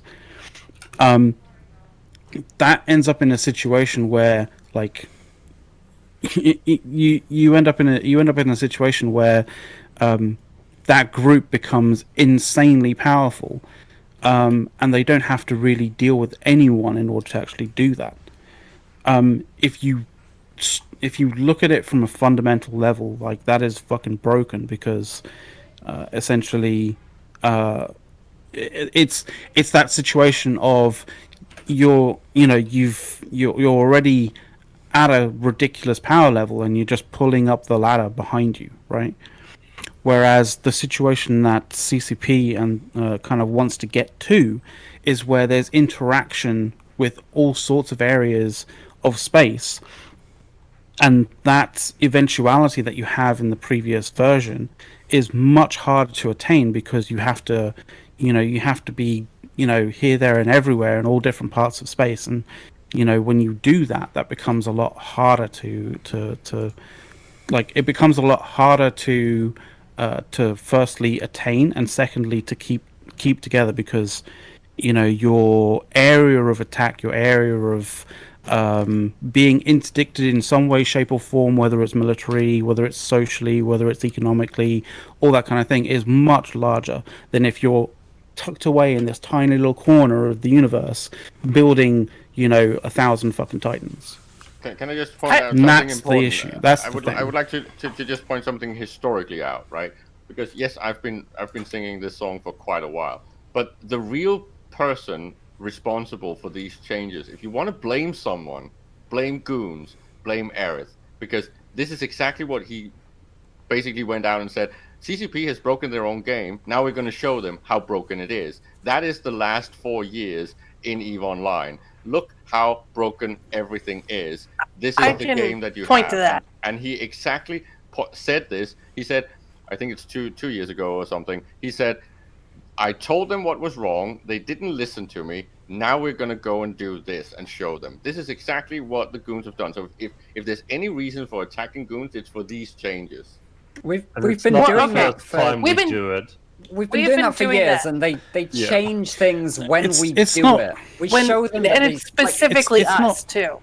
It's not about Goons or not Goons. Like, Goons are just basically, you know, doing the most, like, basically have adapted to the previous scenario, like the previous kind of situation the most efficiently, right? Like, that's the thing. Like, Goons are just basically doing, you know, Goons in terms of Delve have just basically done it in the most efficient way. And that's all you can really expect from players playing EVE, is to, at some point, in some way, shape, or form, find the path of least resistance. I'm coming up with a word when we're talking about this red team. Goons are doing it most efficiently. Egregious. And this does come back to our organizational level. Like we go top down and we tell people, hey, look, this is what we want you to do. This is a step-by-step thing on how you want to do it. You know, this is how you make money in EVE. We have entire forum threads dedicated entire to SIGs dedicated to protecting you while you make your money. This is how you make money in EVE right now. This is how you do it. This is the best way to do it if you're coming into us as a new player. And I'm not going to apologize for that. We do really well with that. Karma Fleet is a fantastic org, and you know, so are many other. So's the overall organization, right? It's efficiency. It's efficiency at scale. When we notice something that seems a little bit broken, you know, seems a little bit broken, we figure we can, you know, other people are abusing this against us. Let's abuse this against them. And if CCP say this is fine, it's fine. We'll all carry on doing it. But we go ahead and do it, and we lay it out to our line members in it, step by step. Hey, look, they're doing this. We can do it too. Let's do this. We can do it better. Step 1, step 2, step 3, step 4. We break down the mechanics for them. And then when CCP notice, hey, somebody's broken this down to the point at which they know exactly the steps to do it, and hey, actually, they're using this a lot, and this is actually coming across as a little bit of like broken gameplay. Who knew? Let's change that, and then you know, here we go. We adapt again. Let's find the next thing that we want to be doing that actually works for our guys to keep us in the place that we're at. And this is why we've been attacked by a coalition of the masses for twice in 4 years. Like we're just adapting. It's worth noting that all these times that we have, I'll just use the word abused, a feature that CCP have put in that is egregiously overpowered, like Rook was in the first place, before it was even put in, it was met by the CSM members from the Imperium going, this is a bad idea. If you put it in, this is what we're going to do. Yeah. CCP going, no, you guys are just stupid, you don't know what you're talking about, putting it in, and us doing exactly that. But the thing is, hold on. Doesn't that sound familiar to right now? Trust us. Yeah, no, but seriously, guys, this is very, very reminiscent of the OTEC stuff and how Moons used to work in the past. And there's been so many examples where goons see something that someone is doing, or they discover it themselves. They go to CCP and say, this looks broken, and CCP says, no, it's not broken, and then they go, okay, fine, we're going to just completely take advantage of this to the max, right? So you can see that it's broken. If you don't believe us, maximum right? effort. If you don't believe when we say this is broken, we're going to show you, because apparently you don't trust us. So this is really, again, back to the trust issue. And I think maybe CCP should trust goons a little bit more, because historically, they've pretty much warned them every single time there was big mistakes in the game. Hey, Caleb, you can't trust goons on the CSM, and you know it. Remember? Okay. Sorry, I'm just going to point out here. We think too hard. It's not just been goons. Okay. No, it hasn't. Yeah. No, the CSM has routinely told CCP, don't do something because it's a bad idea, right? And every time that I remember the CSM saying that, it's been a bad idea. I do want to say, though, real quick, right? Real quick. Caleb was asked earlier on if he was hunting for a job at CCP. And even if Caleb was hunting for a job at CCP, he's just agreed with goons live on air. There's no way he's getting a job at CCP now. Oh yeah, it's Goonies. Actually, what I wanted to ask was, do you think because of the scarcity changes started that conversation with Test and PL about attacking us because they saw that they had a chance to potentially actually hurt us? No, I think Test were actually just getting really, really bored and were looking for something to do in a fucking video game. But why now? Because I mean, nothing has been going on for months before. But these conversations didn't happen. We've got 10 March. minutes to talk about 49 TAC if you want. I covered that. I covered that. I guess we kind of have done that a little bit. I want to talk about something fun before the show ends. Well, then please, Sothrisol, the floor is yours.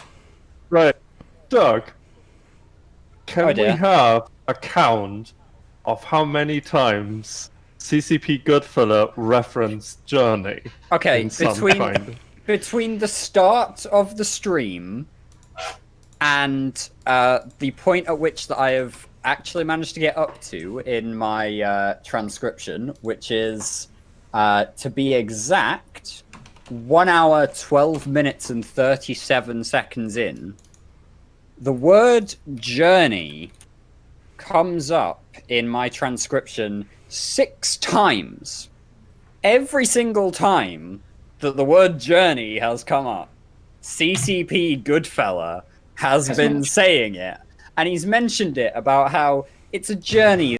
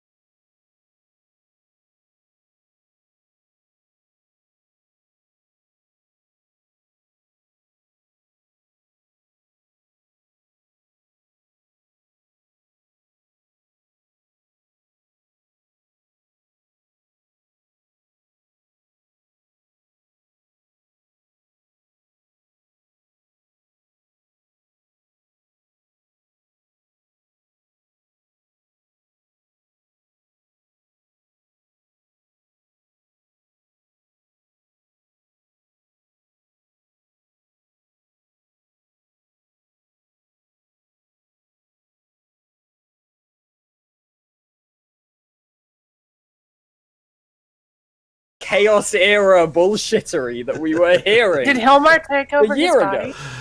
Sorry, I was playing Journey in the background while you were saying that. CCP Goodfella is possessed by Hilmar. Oh my god. I mean, I would make the... Wait, we've had... but, you know... We've had weird kind of... I'm fairly certain we've had weird references to people being being possessed by other CCP members before, right? Never happened. Never happened. Vaguely recollect it. CCP Chair was possessed by CCP Guard at one point. Hold it. Somebody just mentioned I still have something on cassette. I just want somebody to know that I may have received a vinyl album yesterday from Amazon and a record player to play it on. Well, that helps. That definitely helps. We might auction that off one day. We'll see. Eric, before you segue too far away from the whole evolution of goons, could you maybe show on stream the most recent piece of propaganda that we got from the Department of Truthiness? You know what? Send me a link. Is this the wonderful work of Neolithicus? Yes, it is. If so, could we possibly link me? I'll do it. Yeah, because I'd love to go out on that. Is that a video or what is it? It's a SoundCloud link. It's a song. You've got to play it at the end. Oh, we'll play it. Sorry, right. We'll play it. It's not nearly. Right. Oh, you actually play the song on SoundCloud. Play the song on SoundCloud and have that up. That'd be fantastic. Like that. But that should be our. Yes, record player. I do mean a turntable. It was actually a very nice one. Yeah. Yeah. Should I just play this? Click on this link and play it? No, don't play it yet, Eric. Let's do our one last thing first, because we are coming up on let's do 2 one hours thing. of the stream. Okay. And obviously, I do just want to say first that we've got the Meta Show coming up in just over an hour, and you should definitely want to tune into that, because Brisk is going to, punch Matterall verbally through the internet. And we're going to have Mittens, who woke up yesterday, was ready to do war planning, and then was like, holy shit, we've all taken up the pitchforks and talks against CCP again, so that should be a fun show. By the way, Oakenrum channeling mid-chip through Matterall. Okay. That's great. Hold on, let me jump in. Okay, one last thing. Go around them. Bargos, go. Before we go there, Eric. Soth. Go ahead. Look in staff. Open that up while we do one last thing. Okay. So Barghost.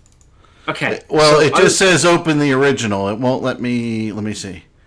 While you're pulling that up, can I give you a little bit of news? We just took the ATEC TCU and Esoteria, I guess. It's like it's their home region in Esoteria.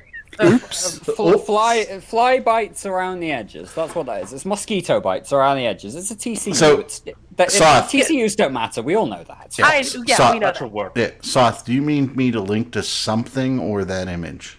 Just like pull the image up somehow, Eric. Jesus, pull it up and put it on screen while you play the song as we go out. That's all you need to do. That's all I need to do. Okay.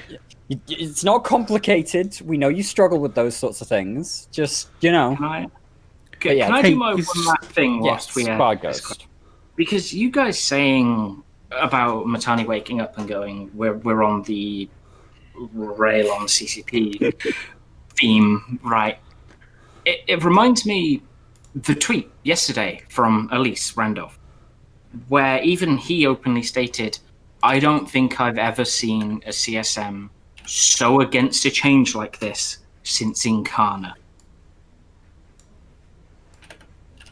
Well, that's foreboding. Yeah, just slightly.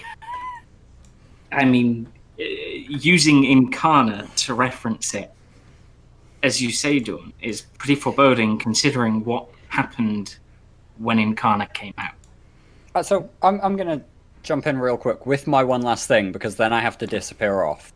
Okay. But I just want to go ahead and say, first up, this transcription that I've been quoting from all evening is not just a transcription. It's going to be a transcription for the masses once it's finished, once I actually finish dealing with this. It's going to get published live on INN. It's going to be there in its raw format for everyone to see without any sort of spin on it. It's just going to be, this is what they said, these are the words. Second up, I am going to be writing a piece on this whole deal, and it's probably going to reference Incarna, because over the past 3 years, I've written a few pieces on INN, long pieces discussing what we need to see in EVE Online as some of these major issues have been coming up. Rorquals, Supercap over proliferation, Supercap over prominence in terms of what they can do, and Horguns and what have you. And Incarna really was that flashpoint beyond which we saw 3 solid expansions worth of basically just bug fixing and balance changes. And I've said for a while now, we need to be seeing that sort of thing again. We need to be seeing bug fixes and balance changes that don't just nibble around the edges, but actually get to the heart of the issues. And so I'll probably mention that. And just really, this whole situation, this whole stream was the shit show that convinced me that CCP just need a political PR rep, right? They just need somebody to be able to step step in. in. Do you want a job, Dirk? Are you looking for a job? No, Only person in this room looking for a Didn't they job have is one Mike. with Falcon? Funny enough, I am actually job hunting at the moment, but I don't want that job. I don't want a job at CCP. Thank you very much. I don't want to be on a barren rock in the middle of the Atlantic. No. But By the way, it's just one of these things where the whole situation last night was a shit show. Their communication was terrible. You know, that there are things where they were saying, if we didn't know this, if we did all of this, it would be chaos and we wouldn't know what we were doing. And even if we did know what we were doing, we wouldn't know what the data was telling us when we did this.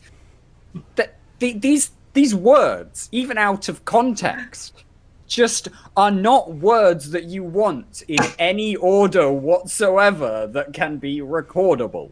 So they just need to think about that communication a bit more, and they need to really batten down on the message and figure out, potentially with the help of some sort of outside representative focus group that could tell them perhaps when they're going to say a thing, what the vast majority of responses from the player base might be, how to get this message out in a positive manner that means we aren't here for 2 hours yelling about how the fuck did they come up with this bullshit, and instead we're here for an hour and a half to 2 hours saying, hey, let's go ahead and get behind these changes because they're positive changes. We need them to happen. A spoonful of sugar makes the medicine go fucking down. Give us the sugar already, all right? Mainline it for me. And yes, Brisk, I did see you in Twitch chat suggesting that I am Bard Ghost, and I do not appreciate it. And good night. Dirk, how many articles have we freaking written on INN about you have no idea how to communicate to a customer base? I've lost count. You're bad. And I'm going to write another one. Okay. So, I mean, that's anyway. really all that problem is. So, okay, we got one last thing I do from need Dirk. to slip out, so I will catch you guys. One last thing for Bard Barghost. Dawn, it is your turn. Okay. You guys should all, come watch me on Thursday when we kind of have just a chill round table, and that's really it. And I hate these changes. I understand them, but I think they're stupid, and I want them to go away. Okay. And Dawn, on Thursday, can you give us a little more info? Theta Thursday, I host the show with Mifune, and we have reoccurring guests, and we're always happy to have new guests come on. Here on Imperium News? It's on Imperium News, 8 p.m. Eastern Time, midnight Eve Time for the international. And this is like one of those news shows where you get to plug your book, right? So you get to plug your show. Oh, yeah, for sure. Yeah. And No Topic is really off limits as such, because I remember tuning in at one point, and you guys were talking to Boat, and you're talking about fucking showering methods and shit. Showering weird. That was not the plan, but it happened, and it was kind of like a train wreck watching it. Well, if you're gonna discuss showering methods, you really need to have Brisk on the show. I'm positive. No. We actually need to clip it, and it needs to go on the Gooniversity as a guide to washing when at events. It was so good. It was long. It was detailed. Yeah. I didn't understand half of it. But I'm going to follow it if it becomes actual policy in Imperium. Brisk only did a 1 hour shower today. We just really don't want to go into the details of that 1 hour shower and what he did in an hour. But hey, he's clean. That's what we want to say. I took a 5-minute shower. So. I know. So all right. But yeah. Go ahead. Yeah, everyone should come over on Thursdays and hang out with us and ask stupid questions. DeClorian has a blast talking with chat, so we're always happy to chit chat about whatever, and we have no problem throwing shade everywhere. It's an awesome. Yeah, we're not diplomat. 2 a.m. Excellent. Well, Don, I'm really glad you joined the show today, and definitely have to get together again soon. That dinner was fun, and so was last Vegas when you hung out with us. So it was great. So let's go I have a message, not a last thing, just a message. I'm obliged contractually to actually point out Moomin Amatin is the greatest meta writer of all time, just so you know. Yes. I love Moomin. I miss Moomin. That's where that came from. You want to make my Eve experience better, you get Moomin on the show, because he's just a great guy. He's fun to talk to. He's just a really nice guy. I like him. So, McLeod, your one last thing, sir. Where to begin? I mean, I'm just gonna say, I really fucking hope that nobody transcribes what I say in shows and all that kind of shit, because oh my god, yeah, it would look bad. It would look really fucking bad. So yeah, that's pretty much that's all I got. I mean, we would only count how many times you say or or yeah, exactly. Isn't that normally me as well, though, saying that sort of shit? Probably. All right, Soth. I have a lot of verbal crutches. Let's put it that way. Verbal crutches. Because I've seen a few people talk about this being an Imperium show. You guys are all invited to come on the Discord and actually voice your opinions on the show. This is an open format. I used to be someone who just watched the show, and I got so mad that I actually had to jump on here and yell at people. And I never left since. So. And when you said, "Hey, I'm gonna pop on here and do this," what were you told? I was basically dragged into the channel and like expected to talk immediately. Yeah, I mean, we don't care. How we roll. I mean, here's how it looks, man. You know, I mean, McLeod and I have been on various shows together for many years now, which is scary, McLeod, right? And it is kind of scary. If you love the game and you want to talk about the game, that's really what it's about. I'm pro Goon from the fact as a player, I enjoy being part of the organization, right? Which is completely separate from enjoying the game, right? I think somebody up earlier, this is my one last thing, said if Goons weren't a net negative to the game, there wouldn't be a war. That's like the dumbest thing I've ever heard somebody who plays the game say. Okay? There is war I think what they're somebody trying wants to to say, do something. I think what they're trying to say there, Eric, is if Goons didn't make me feel negatively, I think that's probably that part. Like that's what that should part be. Hey, I don't know what I do, but if I met anybody who's non-Goon at like an Eve meet or something like that, I really don't care. I'll just sit down and have a beer with you and we'll talk about the game or life or whatever. It has nothing to do with what side everybody's on. I mean, you know? Nalio, I think you're finding our new motto on the screen right now. Yeah. Yeah. And that goes for CCP too. It's the same for CCP. So please, CCP, trust us. Trust us. You know, trust us. Well, and the CSM isn't all Goon, right? And if the CSM as a whole was a kind of against something and thinking CSEs are just batshit crazy, chances are, statistically, over the decades, CCP is batshit crazy. So, that's where I'm going. I trust CSM far more. This isn't the first CSM that said it. It's not going to be the last. And it's not just null. There's been high-sec players, there's been wormhole players, there's been low-sec players, as evidenced right now. Yep. Mm-hmm. Yep. Hell, you've even got people like Torvald who come from low-sec, turning around to CCP going, you're dumb twats if you think that this is going to help low-sec and make people mine in low-sec. Nobody goes to low-sec because there's just too much fucking territory, okay? It may make people mine in low-sec, but it's not going to be the people that CCP thinks are going to mine in low-sec. It's going to be null groups that are like, that's where we can get all of the shit that CCP is denying us in null-sec. So they're just going to park their umbrellas closer to low-sec and just fucking do that. And that's going to push out smaller low-sec inhabitants. Like it may get more people to mine in low-sec, but those people aren't going to be those small groups or those individuals that CCP thinks that's going to happen. You know. All right. So are we supposed to play music on the exit here? Did we get everybody for one last thing? What music am I supposed to play? Got everyone. It's the SoundCloud clip. Where is it? I don't see the clip.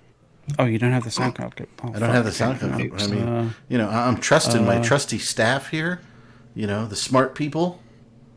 Because I can't do shit. Don't Stop Believing. I already played that SoundCloud, sure. I played that over and over and over. I'll link Rocky it in, music. What was I singing? I was singing something in the shower. By the way, the answer to the guy with the long shower.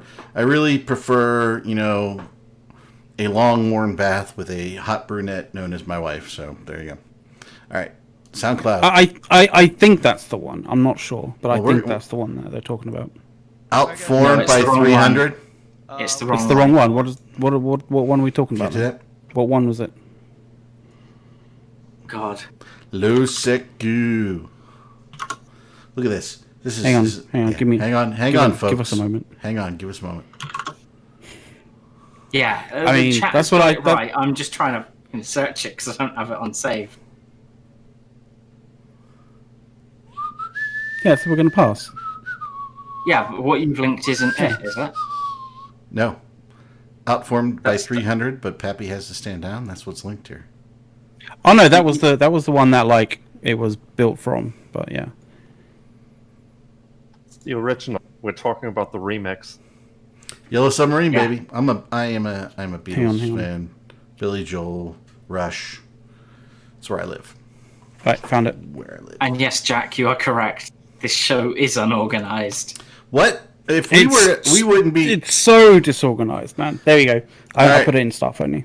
There we go. There it goes. See ya. So we're gonna pass. We're gonna pass. We're gonna pass.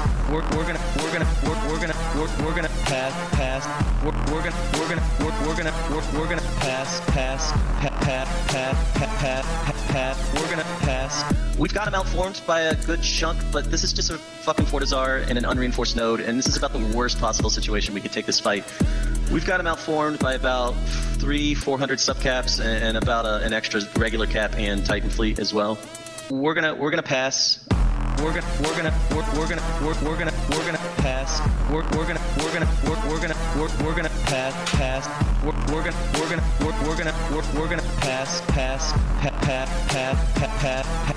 We're gonna pass. Clear comes. This is the way we're gonna do it in test. Fortitude that you have to stand there and pass. Be ready to take that fight. To be ready. Pass. To commit your thousands of dollars in assets to any fight. Pass.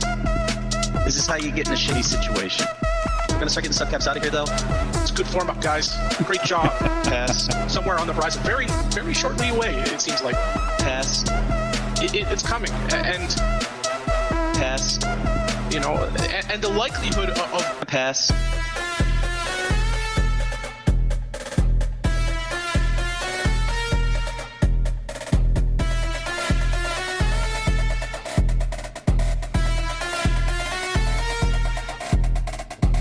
Never before has such like a ramshackle, hastily organized group of chucklefucks tried to bite off more than they can chew in the history of EVE Online.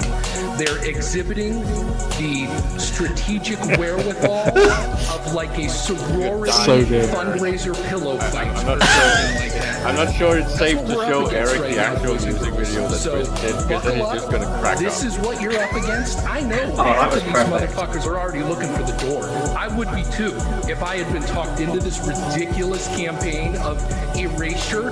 Let's get rid of the goons, you know, because suddenly we're all gonna stop hanging out and doing our thing.